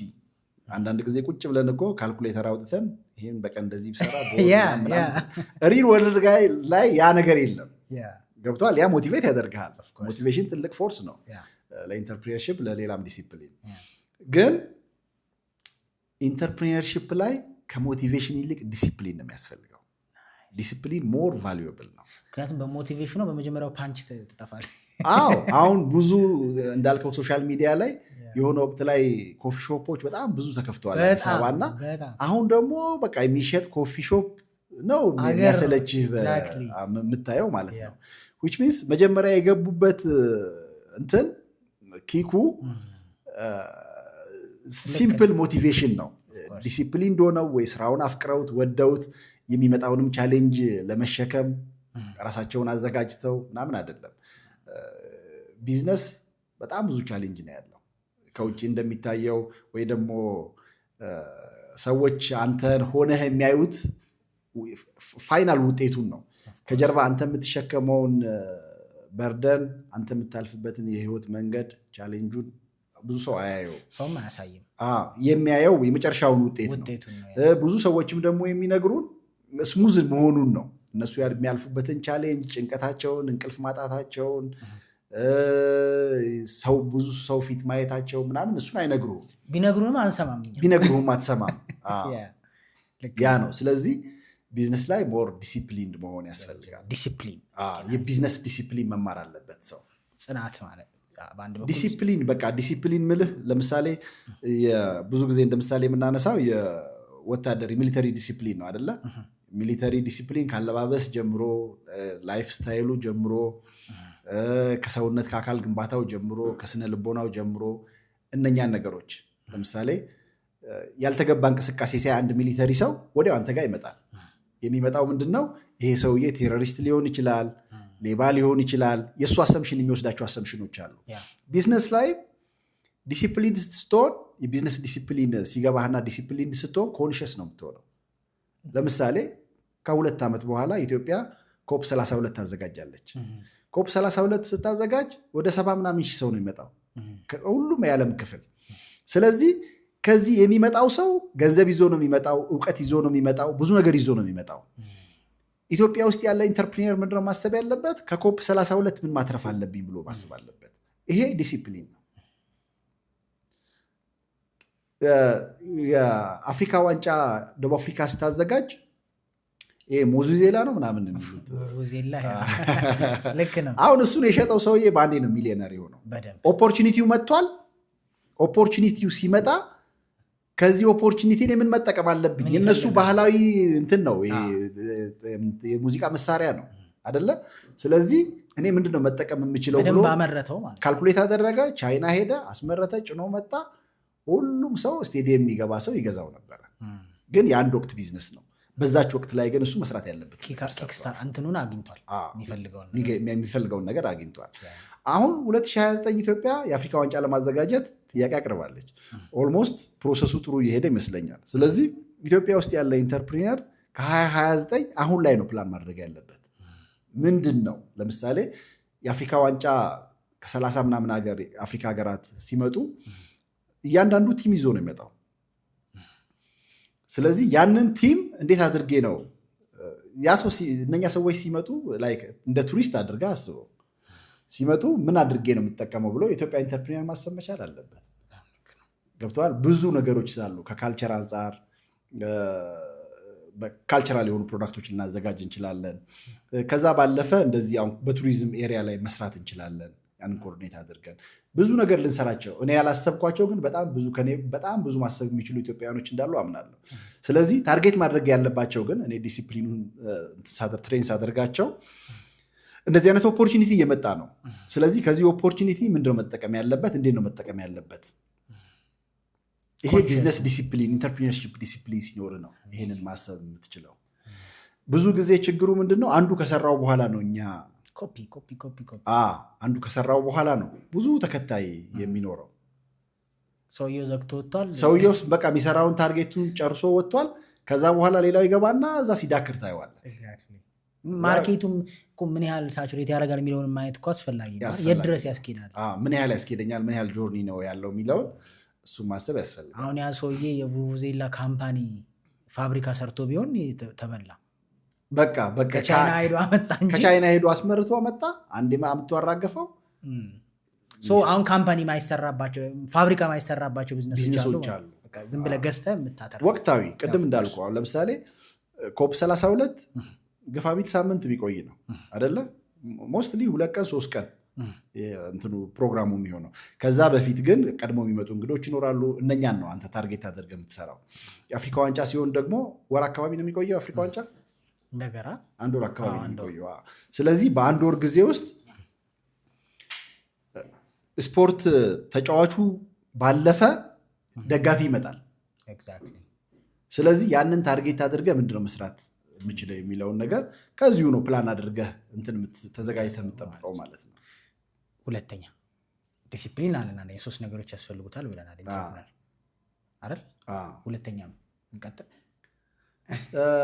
አንድ ኢንተርፕሪነር ያው ፋይናንስ ያስፈልገዋል። ሶርስ ኦፍ ፋይናንስ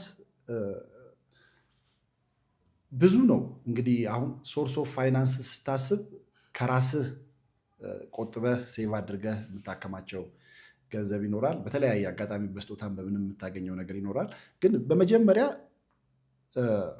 ልትሰራ ያሰብከውን ነገር በደንብ ማጥናት፣ ቢዝነስ ፕላን ማዘጋጀት ያስፈልጋል። ልትሰራ ያሰብከውን ነገር በደንብ አድርገህ አጥንተህ ሪል የሆነ ቢዝነስ ፕላን ማለት ነው። ብዙ ጊዜ እኛ ሀገር ቢዝነስ ፕላን የሚሰራው ፌክ ቢዝነስ ፕላን ባንክ ብድር ለማግኘት ለምናምን ነው የሚሰራው። ግን የምትሰራው ቢዝነስ ፕላን ሪል የሆነ ሪል ቢዝነስ ፕላን ፕሪፔር ማድረግ ያስፈልጋል። ያንን መሰረት አድርገህ የሚያስፈልግህን ገንዘብም ታውቀዋለህ፣ የሚያስፈልግህን የሰው ኃይል ታውቀዋለህ። ስለዚህ ያን ገንዘብ ከየት አገኛለሁ የሚለውን ነው ኔክስት ፕላን የምታደርገው። ኢትዮጵያ ውስጥ ቢዝነሶች ቅድም ተቆጭተን ስናወራ እንደነበረው ትልልቅ ቢዝነስ እንዳይሆኑ ካደረጋቸው አንደኛውም ቻሌንጅ ሶርስ ኦፍ ፋይናንስ ነው፣ መነሻ ገንዘብ። እኛ ሀገር ብድር የሚሰጥህ ባንኮች ወይም ደግሞ ማይክሮ ፋይናንሶች ኮላተራል ይፈልጋሉ፣ ማስያዣ ይፈልጋሉ። ማስያዣው ደግሞ ምንድነው? ወይ መኪና ነው ወይ ቤት ነው። ስለዚህ መኪናና ቤት ላይ የደረሰ ኢትዮጵያዊ ስንት ነው? ኢትዮጵያ ውስጥ እኮ ያለው መኪና 1.6 ሚሊዮን አካባቢ ነው ኢትዮጵያ ውስጥ ያለ ጠቅላላ መኪና ማለት ነው። አሪፉም በቃ ስክራፑ ምኑም ተቆጥሮ ታርጋ የወሰደ ማለት ነው። ታርጋ የወሰደ 1.7 ሚሊዮን መኪና ነው ያለው። ስለዚህ መበደር የሚችለው ይሄ በመኪና ብቻ እንደ ኮላተራል የሚያዝ ከሆነ 1.7 ሚሊዮን ብቻ ነው ማለት ነው። የኢትዮጵያ ሕዝብ ግን ስንት ነው? 135 ሚሊዮን በላይ ነው። ስለዚህ ሌላውን ያገለለ ሌላው ሰው ገንዘብ ሴቭ የሚያደርገውን መበደር የሚችሉት እነኚህ ሰዎች ብቻ ናቸው ማለት ነው። ስለዚህ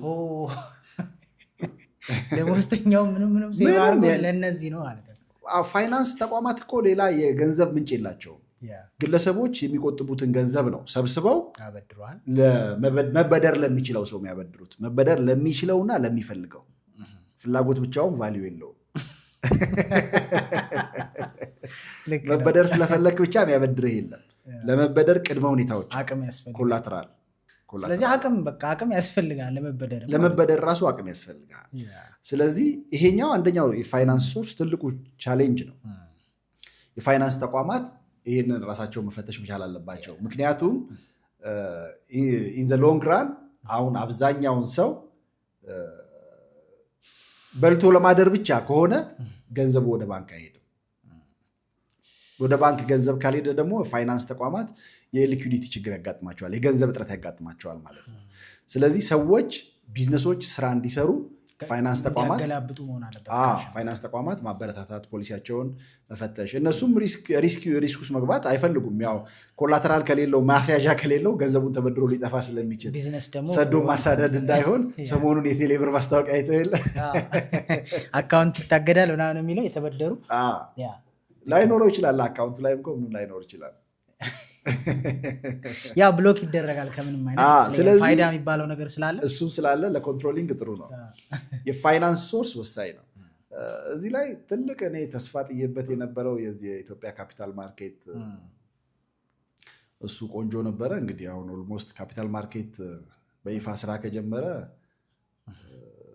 6 ወር ምናምን አይሆነው። ፖድካስቶች ላይ መወራት ሲጀምር ዲቴል ብዙ ፎሎ አላረገው 6 ወር ያልፈዋል። እንደውም ወደ ዓመት አካባቢ ሳይጠጋ አይቀርም ኦፊሻሊ ስራ ከጀመረ ማለት ነው። ኢትዮጵያ ውስጥ አሁን ብዙ ሰው በዚህ በሼር በጣም ብዙ ሰው ስለተጭበረበረም ስለተመታም ሰው አያምነው፣ ትረስት አጣ። እስኪ ካፒታል ማርኬትን በአንድ በሁለት መስመር ብንገልጸው ምን ማለት ነው? ብዙ ሰዎች ካፒታል ማርኬት ማለት ምን ማለት መሰለ? አዝ ኤኒ ማርኬት እንደ ማንኛውም ገበያ ላይክ እንደ ከብት ገበያ፣ እንደ ፍየል ገበያ፣ እንደ ልብስ ገበያ፣ እንደ መርካቶ ፋይናንሻል ኮሞዲቲስ የሚሸጥበት ሚዲየም ማለት ነው ካፒታል ማርኬት ማለት። ፋይናንሻል ኮሞዲቲስ እዚኛው ላይ ለምሳሌ አሁን ከብት ገበያ ሄደ የሚቀርብልህ ለሽያጭ የሚቀርብልህ ምንድን ነው? በሬ ሊሆን ይችላል ወይ ደግሞ በግ ፍየል ምናምን ነው የሚቀርብልህ። ወይራስ ካፒታል ማርኬት ላይ ስትመጣ ግን የሚቀርብልህ ሴኪዩሪቲዎች ናቸው፣ ሰነዶች ናቸው። ሰነደ መዋዕለ ንዋይ አይደለም የሚባለው፣ ሰነዶች ናቸው የሚቀርብልህ፣ ዋስትናዎች ማለት ነው። ስለዚህ ካፒታል ማርኬት ማለት ዴፊኔሽኑ ላይክ ኤኒ ማርኬት እንደ ማንኛውም አይነት ገበያ ናዝሬት አሁን አመዴ ገበያ ምናምን ግንብ ገበያ ምናምን እንደምንለው እንደ ማንኛውም አይነት ገበያ ሆኖ የሚቀርብልህ ለገበያ የሚቀርበው ግን ምንድነው? ፋይናንሻል ፕሮዳክት ነው። እነኛ ፋይናንሻል ፕሮዳክቶች አክሲዮኖች ሊሆኑ ይችላሉ፣ የግምጃ ቤት ሰነድ ሊሆን ይችላል፣ የካምፓኒዎች ሼሮች ሊሆኑ ይችላሉ። እነኛ ናቸው ለገበያ አቅም ነው ማለት ነው። እነኛ ናቸው የሚቀርቡት። ሰነድ ነው የሚቀርብልህ፣ ውል ማለት ነው። አንተ ገንዘብ አለ። ያንተ ገንዘብ ለምሳሌ እንበልና የቴሌቪዥን ጣቢያ ማቋቋም አይችልም እንበል። አንተ ግን ቴሌቪዥን ጣቢያ ማቋቋም ትፈልጋለህ። ስለዚህ ያንተን ካፒታልን ታስመዘግብና ግን ገንዘብ ያስፈልግሃል ምን ለማድረግ? ፖድካስቱን ወደ ቲቪ ጣቢያ ለመቀየር ማለት ነው። ስለዚህ ጥሩ ስም ከገነባ በደንብ ዌል ኖውን ከሆነ ፋይናንሻል ማርኬት ላይ ቀርበ አክሲዮን ትሸጣለህ። አክሲዮን የምትሸጠው ፐርሰንት ማለት ነው። ፐርሰንት ለምሳሌ 100 ሚሊዮን ብር ይሁን የቴሌቪዥን የማቋቋሚያው እንትን ብለን ቫልዩ ብንል ምንድነው የሚሸጠው? ሰነድ ይሸጣል። እነኛ ሰዎች የሚገቡት ብቻቸውን ያንን ማቋቋም የማይችሉ ግን ሴክተሩ ላይ ኢንቨስት ብናደርግ ትርፍ እናገኛለን ብለው የሚያስቡ ሰዎች ከአንተ አክሲዮን ይገዛሉ ማለት ነው። ስለዚህ 100 ሆናችሁ የቴሌቪዥን ጣቢያውን ማቋቋም ትችላላችሁ ማለት ነው። እነኛ ሰዎች በሼራቸው ልክ ዲቪደንድ ያገኛሉ ከፕሮፊቱ ማለት ነው። ከከሰሩም ደግሞ ካምፓኒው ከከሰረም ደግሞ አብረው ይከስራሉ ማለት ነው። በሴቪንግ እና በካፒታል ማርኬት መካከል ያለው ልዩነት ሴቪንግ ላይ ያው ኢንተረስትን ጠብቀህ ታገኛለህ፣ ወለድን ጠብቀህ ታገኛለህ። ግን ኢንፍሌሽን ደግሞ በዛው ልክ ይመታሃል። ይሄኛው ላይ ግን ሪስክ ቴከርም ነህ ላይክ ኤኒ ኢንቨስተር ማለት ነው። በኢንቨስት ባረካት ልክ ሪስክም ሼር ታደርጋለህ፣ ፕሮፊትም ሼር ታደርጋለህ፣ ሪስኩንም ሼር ታደርጋለህ። ስለዚህ ካልኩሌት አድርጎ የመግባት ነገር ይጠይቃል ማለት ነው። እንደዚሁ ዝም ብለህ ዘለ የምትገባበት ነገር አይደለም። ካምፓኒውን ማጥናት ምን ማለት ነው። ኦኬ ሶ እኔ አሁን ላይክ ሌትስ ሴይ የ5 ሚሊዮን ብር ቢዝነስ ባስብ የሆነ ቢዝነስ ያልከኝ ያለው ለምሳሌ እኔ የ50 ሺህ ብር ሼር መሸጥ ይችላል። 50 ሺህ ብር የሚሸጥ ሼር ወር ደግሞ ላይክ አንዱ ሼር 200 የሚሆን 1 ሺህ ብር ሶ የሆነ ያክል ፐርሰንት 3% የካምፓኒ ሊኖረው ይችላል። 2% 5% እንደየገዛው መጠን አለው ማለት ነው። ሶ እኔ ሳተርፍ 2% ያኛው 1% ያኛው 2% ይወስዳሉ ነው። ስንከስርም ደግሞ ኪሳራውን እኔ የግሌን ነው የምከስረው፣ እነሱም የግላቸውን ነው የሚከስሩት። ብዙ ሰው ይሄንን ኤክስፔክት ያደረገ ነበር እያልከኝ ነበር። እየጠበቀ ነበር ብዙ ካምፓኒ። ግን ምንድነው ብዙ ፕሮሞሽንም ሲሰራበት አላይ እንዲ ካፒታል ማርኬት አዲስ እንደመሆኑ ለሰውም ግንዛቤ መስጠት ያችን ወቅት አካባቢ ብቻ ፖድካስቶች ላይ ምናምን አየን። ከዛ በኋላ ብዙ አልተካሄደበትም። ግን ብዙ የአውሮፓ ሀገራት የአሜሪካ ሀገራት ያደጉበት የአክሲዮን ገበያ ነው። ካምፓኒዎችን በደንብ አቅማቸውን ዲቨሎፕ ያደረጉበት እነኚህ የአክሲዮን ገበያዎች ናቸው። ትሰማለህ አሁን ቢቢሲ ላይ ሲኤንኤን ላይ የሆነ ነገር ሲኖር ወይ ጦርነት ሲኖር ወይ የሆነ ኤክስፔክቴሽን ሲኖር ወይ ደግሞ ኦነሩ ታመመ ሲባል አክሲዮኑ ወረደ ምናምን ሲባል የቴስላ እንደዛ ሰምቼ ነበረ። ዶናልድ ትራምፕ ጋር ኤለን ማስክ ጆይን ሲያደርግ በጣም ሰው ቴስላ መስበር ምናምን ሲጀምር ቴስላ መኪና በጣም ሼር ወርዶ ነበር የሆነ ሰዓት የሚገዛው ማለት ነው። ኢንትረስትድ የሚሆን ሰው እዛ ላይ ኢንቨስት የሚያደርገው ሰው በዛው ልክ እኛ ሀገር አሁን እዛ ላይ በደንብ መሰራት አለበት። ቅድም እንዳልነው አሁን ሌሎች የፋይናንስ ተቋማት ገንዘብ የሚሰጡት ኮላተራል አይተው ነው። በአክሲዮን ገበያ ላይ ግን ሰው ባለው አቅም ልክ ቢዝነሶችን መርጦ ኢንቨስት ማድረግ ይችላል። ኢንቨስት ያደርግ የትርፍ ተካፋይ የካምፓኒ ኦነር ሆነ ማለት ነው። ኢንቨስት ባደረጋት ገንዘብ ቴሌም እኮ አርጎታል። አይ ቲንክ አይደል አድርጓል። ቴሌ ብር ይሁን ቴሌ ብቻ የሆነ ነገር ቴሌ ራሱ ሸጧል፣ አክሲዮን ሸጧል። ግን ከዛ በኋላ ምንም አይነት እንቅስቃሴ አልሰማንም። እንግዲህ የትርፍ ተካፋይም ሆኖ ከሆነ አናቅም። ቴሌ ደግሞ ይሄን ያልከሰርኩ እያለ ነበር። ኪሳራም ተካፋይ ሆኖ ከሆነ አናቅም። የሰማነው ነገር የለም። ግን ሆፕፉል ነው በጣም አይደል? ተስፋ ያለው ነገር ነው በደንብ ቢሰራበት። ምን አይነት ነገር አለ መሰለ እንደዚህ አይነት ነገሮች ሲጀመሩ በተጀመረበት ሞመንተም መሄድ መቻል አለበት። እየቆየ ሲሄድ እየተለመደ ሲሄድ ሰው ኢንተረስቱ እየቀነሰ ስለሚሄድ ማለት ነው። በተጀመረበት ልክ ሚዲያዎችም በደንብ ሽፋን ቢሰጡት፣ የመንግስት ሚዲያዎች ስለሆኑ እኛ ሀገር በብዛት ያሉት የግል ሚዲያዎችም በደንብ ሽፋን ቢሰጡት፣ ኢቨን ይሄ ካፒታል ማርኬት የኢትዮጵያ ካፒታል ማርኬት ኦቶሪቲ በደንብ እዛ ኤሪያ ላይ ቢሰራ ወጣቱ ሶርስ ኦፍ ኢንካም የሚያገኝበት ቢዝነሱን ለመጀመር ሶርስ ኦፍ ኢንካም የሚያገኝበት አንደኛው እንትን ይሆናል። የሚያግዘው መንገድ የሚከፍትለት እንትን ይሆናል። በትንሽ ገንዘብ ኢንቨስት ማድረግ ስለሚችል ማለት ነው። እንደዚህ ደግሞ ትልልቅ ህልም ያላቸው ሰዎች ደግሞ እንደዚሁ አክሲዮኑ አቋቁመው ካምፓኒውን ቢውልድ አድርገው ምን ያህል ዓመት የቆየ ካምፓኒ አክሲዮን መሸጥ እንደሚችል 3 ዓመት ነው መሰለኝ ሲሉ የሰማሁት። በራሱ የተቋቋመ ማለት ከተቋቋመ 3 ዓመት የቆየ ካምፓኒ ባልሳሳት እንደዛ መሰለኝ። ከዛ በታች ሆነ አይቻልም፣ እንደተቋቋመ አይችልም። ቢያንስ ትርፍ ኪሳራ ማየት አለበት። እሱም ደግሞ መሻሻል ካለበት ኢቭን ለአዳዲስ ቢዝነሶች ምንም አይነት ሂስትሪ የሌላቸው ግን ጥሩ ህልም ጥሩ ኢንተርፕሪነርሺፕ ካፓሲቲ ያላቸው ሰዎች ምንም አይነት የቢዝነስ ሂስትሪ ባይኖራቸው በፕሮፌሽናል ታግዞ አዳዲስ የቢዝነስ እድሎች የሚፈጠሩበት እንትን ቢኖር ጥሩ ነው የሚል እምነት አለኝ። የሆነ ሾው ራሱ አለ ውጭ ሀገር አይደለም ኢንቨስተሮች ቁጭ ብለው፣ እኛ ሀገርም በተወሰነ መልኩ ተጀምሮ ነበረ። ኢንቨስተሮች ቁጭ ብለው የሆነ ፐርሰንት ይገዛሉ የካምፓኒውን። ረሳሁት፣ ሻርክ ታንክ መሰለኝ አይተኸው ከሆነ ዩቲዩብ ላይ ኢንቨስተሮች ናቸው ቁጭ ብለው አይዲያውን ፒች ያደርጋል። ያ ሰው የጀምረው የሸጣትን ሊሆን ይችላል፣ ይሄን ያህል ፖቴንሻል ከስተመር አለኝም ሊሆን ይችላል ካለ በኋላ ድርጅቱን ቫልዩ የሚያደርግበት ሊኖር ምንድን ይባለው አማውንት ያስቀምጣል። ለምሳሌ እኔ ድርጅት 1 ሚሊዮን ነው ሊል ይችላል። ስለዚህ 20%ን በ200,000 መግዛት ትችላላችሁ ሊል ይችላል። ተደራድረው በጣም ብዙ ቢሊዮነር የሆኑ ካምፓኒዎች ራሱ አሉ ቢሊዮን ይሰሩ ከዛ በኋላ። እንደሱ አይነት ነገርም ማለት ነው በሰው ደረጃ ሲሆን ደግሞ እንደዛ ማለት ነው። እኛ ሀገር አሁን ሚስትረስት ያደረገው ምንድነው የሆነ ወቅት ላይ አክሲዮኖች በጣም ተነስተው ነበር። የካፒታል ማርኬት ኢትዮጵያ አሁን ጀመረች ይባል እንጂ ኢንፎርማሊ እኮ ካፒታል ማርኬት ነበር። ላይ ካፒታል ማርኬት በመመልክ የአክሲዮን በመሸጥ መንግስት እንትን ይሸጣል፣ ምንድነው ስሙ የግምጃ ቤት ሰነድ ይሸጣል ገንዘብ ለማግኘት ሲፈልግ። ባንኮችም አብዛኛው የተቋቋሙት በአክሲዮን ነው። ባንኮች ኤሪያ ያለው ፋይናንስ ተቋም ኤሪያ ያለው ጥሩ ነው።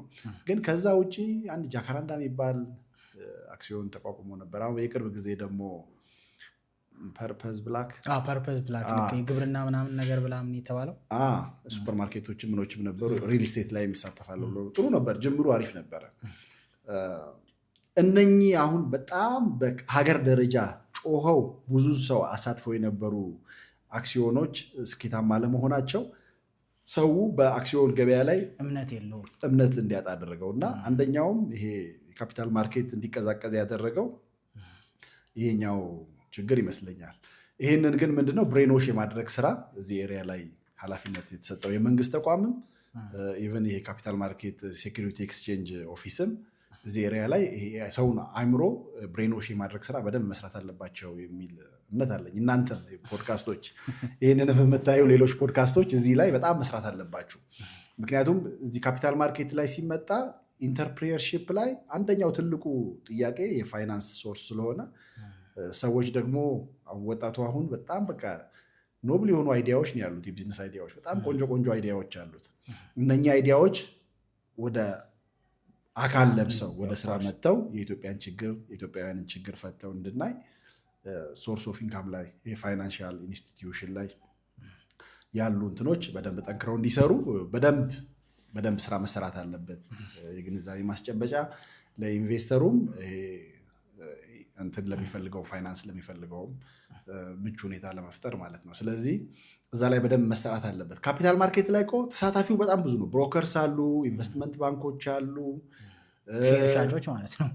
ኢንቨስትመንት ባንኮች ኮንሰልት የሚያደርጉት ናቸው። ብሮከሮቹ ሼር የሚያሻሽጡት ከዚህ ካምፓኒ ብትገዛ ተጠቃሚ ትሆናለህ ብለው የሚሰሩ ብሮከሮች አሉ። መንግስትን ብዙ ነው የሚጠቀመው። ኢቭን አይድል ሆኖ የተቀመጡ ገንዘቦች ስራ እንዲሰሩ እድል ይፈጥራል። ኢትዮጵያ ውስን ነው ሀብቱ። አሁን የንግድ ባንክ ትሪሊየን አካባቢ ደርሷል መሰለኝ ጠቅላላ ካፒታሉ። ስለዚህ እነኚህ ባንክ የተቀመጡ ገንዘቦች ዝም ብለው አይድል ሆነው እንዳይቀመጡ እኛ ሀገር አሁን ገንዘቡም አይድል ሆኖ ተቀምጦ ወጣቱም አይድል ሆኖ ተቀምጦ ሀገር እንዴት ያድጋል? እውነት ለመናገር ልክ ነው። በተለይ ትልልቅ ሰዎች ጋር በሚሊዮኖች አካውንታች ቁጭ ያለ ሰዎች አሉ። በቃ ዝም ብሎ ተቀምጦ እዚህ ጋር ደግሞ በጣም ጎልደን የሆነ ሀሳብ የሀገርን የአህጉር ችግር መፍታት የሚችል ሀሳብ ይዞ አቅጣጫ አጥቶ ደግሞ የተቀመጠ በጣም ብዙ ሰው አለ። በጣም ብዙ ክሬቲቭ የሆነ ማይንድ ያላቸው ሰዎች አሉ። አሁን ደግሞ በጣም ሪል ስቴት በዛ። ጥሩ ኢሹ አነሳ። ምንድነው ባለሀብቱ ውጭ ወጥቶ እንዳይሰራ አሁን አገሪቷ ላይ ያለው የጸጥታ ሁኔታ ምንም ብዙ ቻሌንጁ ሰብሰብ እንዲል አደረገውና በቃ ሁሉም ሰው አሁን ብሎኬት ላይ ሆነ ገንዘቡን እያሳረፈ ያለው። የሆነ ወቅት ላይ ግን የሪል ስቴት ቢዝነስ እና የፋይናንስ ተቋማት ባንክራፕት ውስጥ የሚገቡ ይመስለኛል።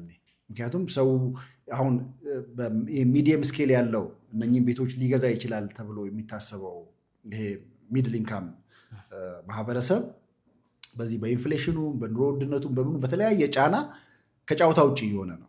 ስለዚህ ሪል ስቴቱን ሊገዛ የሚችለው ይሄ ሚድል ኢንካም ነው ብለን ታርጌት ካደረግን ሚድል ኢንካሙ ከጫውታ ውጭ ሲወጣ እነኚህ ሪል ስቴቶች ተሰርተው ዝም ብለው ባዷቸው ሊቀመጡ ነው ማለት ነው። እና አከራያቸው እንኳን ቢሉ የባንክ ግብሩን ወለዱን መክፈል ይችላሉ የሚለው መታሰብ መቻል አለበት። ስለዚህ ይሄ አሁን መፈታት ያለበት ነው። አንዳንድ ጊዜ ምን አስባለሁ መሰለህ፣ ለዛ መሰለኝ በሰው ገንዘብ እየሰሩ ያሉት በሰው ገንዘብ ነው። ምን አይነት ነገር አስባለሁ መሰለህ፣ ቢዝነስ ላይክ ፒራሚድ ነው። ፒራሚድ ስትራክቸር ነው ያለው። ለምሳሌ ከታች ያለው ግራስሩት ላይ ያለው ይሄ ሎ ኢንካም የሚባለው ማህበረሰብ ነው። መሀል ላይ ደግሞ ይሄ ሚድል ኢንካም የምንለው ነው። ቶፕ ላይ ያለው በጣም ጥቂት ናቸው። ላይክ ኮን ሼፕ እንደዚህ ነው አይደለ? ኮን ሼፕ ነው። ጫፍ ላይ ያሉት ባለሀብት የሚባሉ በጣም ትንሽ ናቸው።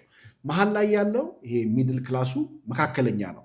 አብዛኛውን ያለው ይሄ ሎወር ክላሱ ዝቅተኛው። አሁን ሎወር ክላሱ ተመቶ ከወጣ ሚድል ክላሱ ተመቶ ከወጣ ምኑ ቀረ ማለት ነው? ሃይ ክላሱ ብቻ ነው የሚቀረው።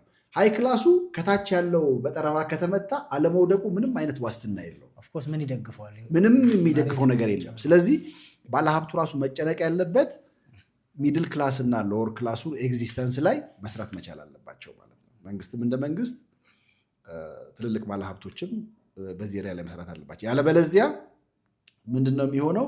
ኢኮኖሚክ ክራይሲስ ይመጣል። ሰው ኢንፍሌሽንን ብቻ ነው የሚያስበው። ሌላም ችግር እኮ አለ። ስታግፍሌሽን የሚባል በሽታ የኢኮኖሚ በሽታ አለ።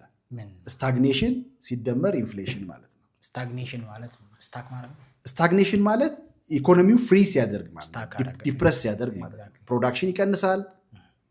ኖ ፕሮዳክሽን ታመርትም የሚገዛ የለም። በቃ አሁን ኢንፍሌሽኑ እያደገ ሲሄድ ምንድነው የሚሆነው?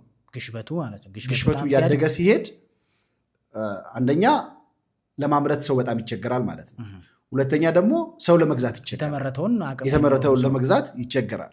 ስለዚህ እነኚህ ሁለቱ ነገሮች ሲዳመሩ ምንድነው የሚሆነው? ስታግፍሌሽን ይፈጠራል ማለት ነው። ያ ከተፈጠረ ማለት አገር ትልቅ ክራይሲስ ነው የምትገባው። ስለዚህ አሁን ፖሊሲ ሜከሮችን ቆም ብሎ ማሰብ ያለባቸው ይሄንን ነው። እስከምን ድረስ ነው ኢላስቲሲቲው? ኢንፍሌሽኑን ህዝባችን ኢኮኖሚያችን መሸከም የሚችለው እስከምን ድረስ ነው? አብዛኛውን ባለሀብት ቅድም እንዳልነው ወዴት እየተሰበሰበ ነው? ወደ አዲስ አበባ እየተሰበሰበ ነው። ወደ ሴንተር እየተሰበሰበ ነው። ምንድነው ወደ ሴንተር እየሰበሰበ ያለው ነገር? ወደ ሴንተር ተሰብስበው ደግሞ ኢንዱስትሪ ምናምን አይደለም የሚከፍተው ቦታ ይገዛል። ከዛ ቢልዲንግ ነው የሚሰራው፣ ሪል ስቴት ነው የሚሰራው። እሱ ደግሞ ምን ያህል ኢኮኖሚ ላይ ኮንትሪቢዩት ያደርጋል? ምን ያህል እንትን አለው በኢንቨስትመንት ላይ? ምንድነው ለኢንቨስትመንቱ ሪተርኑ ምን ያህል ነው? በምን ያህል ጊዜ ነው የሚመልሰው የሚለውን ነገር ስታስብ ቢልዲንግ ላይ አሁን ሪተርን ኦን ኢንቨስትመንቱ ረጅም ጊዜ ነው የሚወስደው። ፕላስ የሆነ ነገር ማኒፋክቸር ሲደረግና ቢልዲንግ ወይ የሆነ ነገር ሲሆን ኢኮኖሚ አዘሆል ኢትዮጵያ ኢኮኖሚ ላይ የሚያመጣው እገዛ ኢንፍሌሽኑን በማገዝ ረገድ ኢምፓክት የሚኖረው ማምረቱ ይመስለኛል። ማምረቱ ተሳታፊው ብዙ ነው። ምርት ስታመርት ሻጭ አለ፣ ገዢ አለ፣ ደላላ አለ።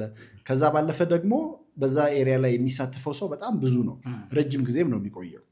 ቼኑ ረጅም ርቀት መሄድ ይችላል። ረጅም ርቀት መሄድ ይችላል። ኪራይ ግን ነዋሪ ያለ ሰው አለ። በቃ ትራንዛክሽኑ እዛው ጋር ነው የሚቆመው። ስለዚህ ቤት ያስፈልጋል። ኢትዮጵያ ውስጥ የመኖሪያ ቤት ችግር አለ። አዲስ አበባ በጣም ብዙ የመኖሪያ ቤት ችግር አለ። እውነት ነው፣ ችግሩ አለ። ግን አፎርደብል ነው ወይ ነው? አሁን ዲማንድ የሚባለው እኮ አቢሊቲ ቱ ፔይ ፕላስ ዊሊንግነስ ቱ ፔይ ነው።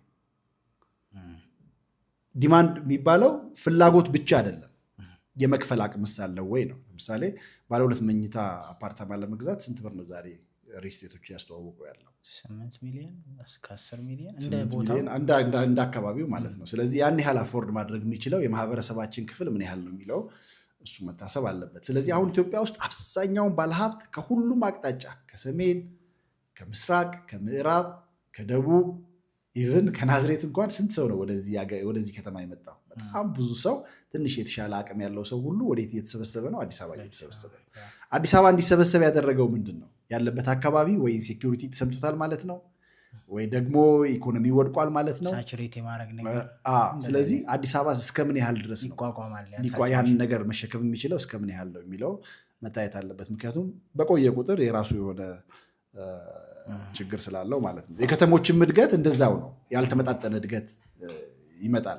ለምሳሌ አሁን ከአዳማ ብዙ አቅም ያለው ሰው ወደ አዲስ አበባ ከገባ የአዳማ እድገት ይገታል ማለት ነው፣ ይቆማል ማለት ነው። ስለዚህ አዳማ ከተማ መስተዳድርም አቅም ያለው ሰው ባለሀብት ከከተማው ሲወጣ ምንድን ነው የቸገራችሁ? ለምንድን ነው የምትወጡት ብሎ መጠየቅ አለበት። አዋሳም በተመሳሳይ ሁኔታ እንደዛው፣ ባህር ዳርም እንደዛው፣ መቀሌ ኤሪያ ላይም እንደዛው፣ ከምስራቁም ድሬዳዋ፣ ሐረር አብዛኛውን ሰው ወደዚህ እየመጣ ነው። ስለዚህ ሲመጣ የድሬዳዋ ከተማ መስተዳደር መጠየቅ አለበት።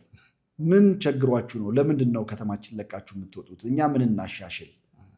አገርምም ሰው አያስተውለውም። የአንድ ባለሀብት ቦታ መንቀሳቀስ እንኳን የሀገሪቱ ኢኮኖሚ ላይ ያለው ኢምፓክት እንዴ በጣም ኢምፓክት አለው እንጂ በጣም ኢምፓክት አለው። ብዙ ሰው አያስበው። ግን አሁን ይዞ የሚሄደው ዳንጎቴ ኢትዮጵያ ኢንቨስት ሊያደርግ መጣ ተብሎ ያልተናገረ የዓለም ሚዲያ አለ እንዴ? ዳንጎቴ አንድ ግለሰብ ነው። ግን ምንድን ነው ይዞ ሲመጣ ይዞት የሚመጣው እውቀት አለ፣ ኤክስፒሪየንስ አለ፣ ገንዘብ አለ፣ በጣም ብዙ ነገር ነው ይዞ የሚመጣው። ስለዚህ ከተሞቻችን እንደዚህ የባለሀብት ፍልሰት ሲኖር በዚህ አጋጣሚ እንደውም ጥሩ ማሳሰቢያ ነው። ሁሉም ከተሞች ኢትዮጵያ ውስጥ ያሉ ከተሞች አቅም ያለው ሰው፣ የስራ ዕድል መፍጠር የሚችል ሰው፣ የከተማ ላይ ትልቅ ቢልዲንግ መገንባት የሚችል፣ ፋብሪካ መትከል የሚችል፣ ሌላ ነገር መስራት የሚችል ሰው ከተማውን ለቆ ሲሄድ ምንድን ነው ከኛ የጎደለው ብሎ፣ ምክንያቱም ሁሉም ከተሞች ማደግ አለባቸዋ። ኢትዮጵያ ውስጥ ያሉ ሁሉም ከተሞች ማደግ አለባቸው የሚል እምነት አለኝ። ሁሉም ሰው ደግሞ አዲስ አበባ መኖር አለበት የሚል እምነት የለኝም። እኔ ለዛም ነው አዲስ አበባ ያልገባሁት እስካሁን። 2 መጽሐፎች አሉ። አይ ቲንክ የመጀመሪያውን ማቀው መነገጃ የሚለው መጽሐፍ በመቶ ሺህ ኮፒዎች ተሰጠ ነው። ምናልባት ኢትዮጵያ ውስጥ የቢዝነስ መጽሐፍ ሆኖ በደንብ ከተሸጡት ውስጥ መሰለኝ አይደል? እውነት ነው። ቶፕ ላይ ያሉ ነው። እውነት ነው። ከዛ ሁለተኛ መጽሐፍስ? ሁለተኛው ቀመር የሚል ነው። ቀመር የምትል አነስተኛ መጽሐፍ በኮቪድ ወቅት ነው የጻፍኳት። በኮቪድ ወቅት የተጻፈች ናት። 3 መጽሐፎች ነው የጻፍኩት። እንደው 2 ነው ያየሁት። ያችኛዋ ምንድነው በዛ ወቅት የነበሩ የቢዝነስ ኦፖርቹኒቲዎችን እንደ ሳምፕል የሚያሳዩ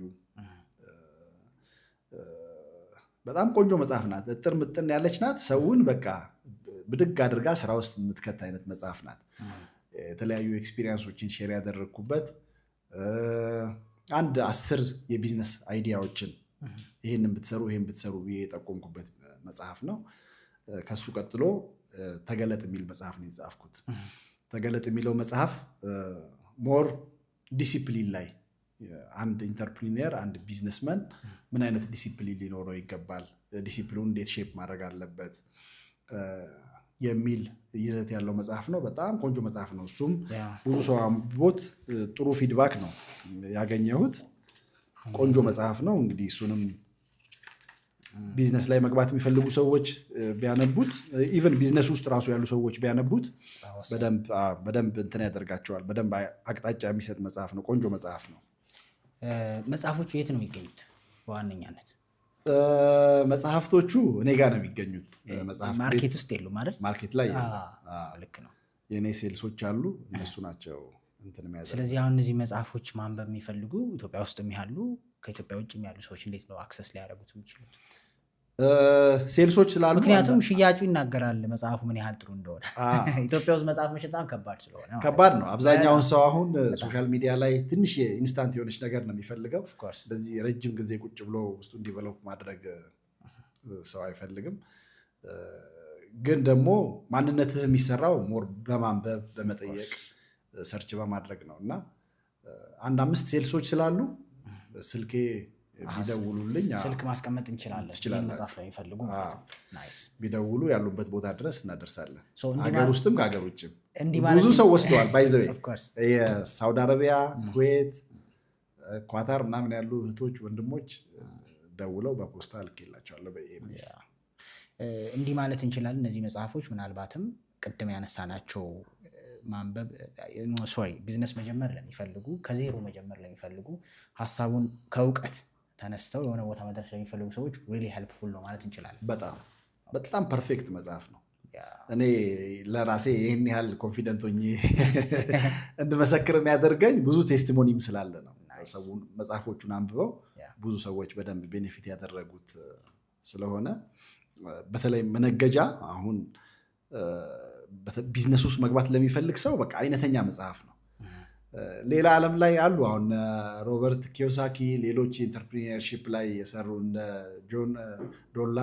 ዶን ላክ ነው ምናምን የሚል እነሱ አሉ። ሪች ዳድ ፑር ዳድ ሮበርት የእነሱ አሁን ከነሱ ሀገር ተጨባጭ ሁኔታ አንጻር ነው አብዛኛውን መጽሐፍ እኛ ሀገር ተግባራዊ ለማድረግ የተቸገራቸው ነገር አለ። ኢን ዘ ኬዝ ኦፍ መነገጃ ስትመጣ ወይ ደግሞ ተገለጥ ስትመጣ ግን ሪል በቃ በኢትዮጵያዊ የተጻፈ ኢትዮጵያዊ በደንብ ለኢትዮጵያ የሚሆን መጽሐፍ ነው። አንዳንዴ የውጭ መጽሐፎችን ሳነብ የምቸገረው ነገርም እኔ ይሄ ነው። ምክንያቱም አብዛኛው ወይ ስለ ካፒታል ማርኬት ነው የሚያወራው፣ ቅድም እንዳወራ ነው ኢትዮጵያ ውስጥ ብዙም ያላየ ነው፣ ወይ ስቶክ ነው። ከነዚህ ነገር ተያይዞ ነው በጣም በቃ ኢትዮጵያ ውስጥ አፕላይ ላደርገው የምትላቸው ምናልባት ዲሲፕሊኑን ሜንታሊቲውን ምናምን ተወስዷለህ እንጂ እኛ ሀገር አምጥተህ የምትጠቀመው የቢዝነስ ሀሳብ አይደለም። የለም አሁን ስለ ዕቁብ የሚያወራል የውጭ መጽሐፍ አታገኝም። እኛ ሀገር የተጻፈ መጽሐፍ ግን እኛ ሀገር ስትመጣ ግን እኛ ሀገር የቢዝነስ ኢንቫይሮንመንቱም የተለየ ነው ራሱ። አንዳንድ ጊዜ መርካቶ ያለውን ቢዝነስ እንትን እኮ ኢኮኖሚክስ ዲፋይን አያደርገውም። የኢትዮጵያ ኢኮኖሚ አንድ ጊዜ አይኤምኤፍ እኮ እንትን ሜዥር ማድረግ አቃተኝ ብሎ አንድ ሪፖርት አይቼ ነበር። እና ትንሽ የተወሳሰበ ነገር አለው የኛ ቢዝነስ። ስለዚህ እነኚህ መጽሐፎች ግን ሪል ያለውን ኢትዮጵያ ውስጥ ያለውን የቢዝነስ ኦፖርቹኒቲ፣ ኢትዮጵያ ውስጥ ያለውን የቢዝነስ ቻሌንጅ፣ ኢትዮጵያ ውስጥ ደግሞ ምን አይነት የቢዝነስ ፐርሰናሊቲ እንደሚያስፈልግ፣ ዲሲፕሊን እንደሚያስፈልግ በደንብ ጋይድ የሚያደርጉ መጽሐፎች ናቸው። ቀመር የሚለው መጽሐፍ ደግሞ የተወሰነ ዳይሬክሽን የሚሰጥ ኤክስፒሪየንሶችን ሰዎች መስራት የሚፈልጓቸውን እንደ አንድ 10 ቢዝነሶች ይሄን ቢሰሩ ብዬ ሳጀስት ያደረኩበት መጽሐፍ ነውና ሶስቱ መጽሐፎች ቆንጆ ናቸው። ሰውም አንብቦ እስካሁን ጥሩ ፊድባክ ነው የሰጠኝ። አሜዚንግ ሆፕፉሊ ኤንድ ዴፊኒትሊ በተመልካች ጥያቄዎች ደግሞ እንገናኛለን ብዬ አስባለሁ። ስለመጣህ አክብረህን በጣም ነው እናመሰግናለን። እኔም አመሰግናለሁ። ቴንክ ዩ በጣም ቴንክ ዩ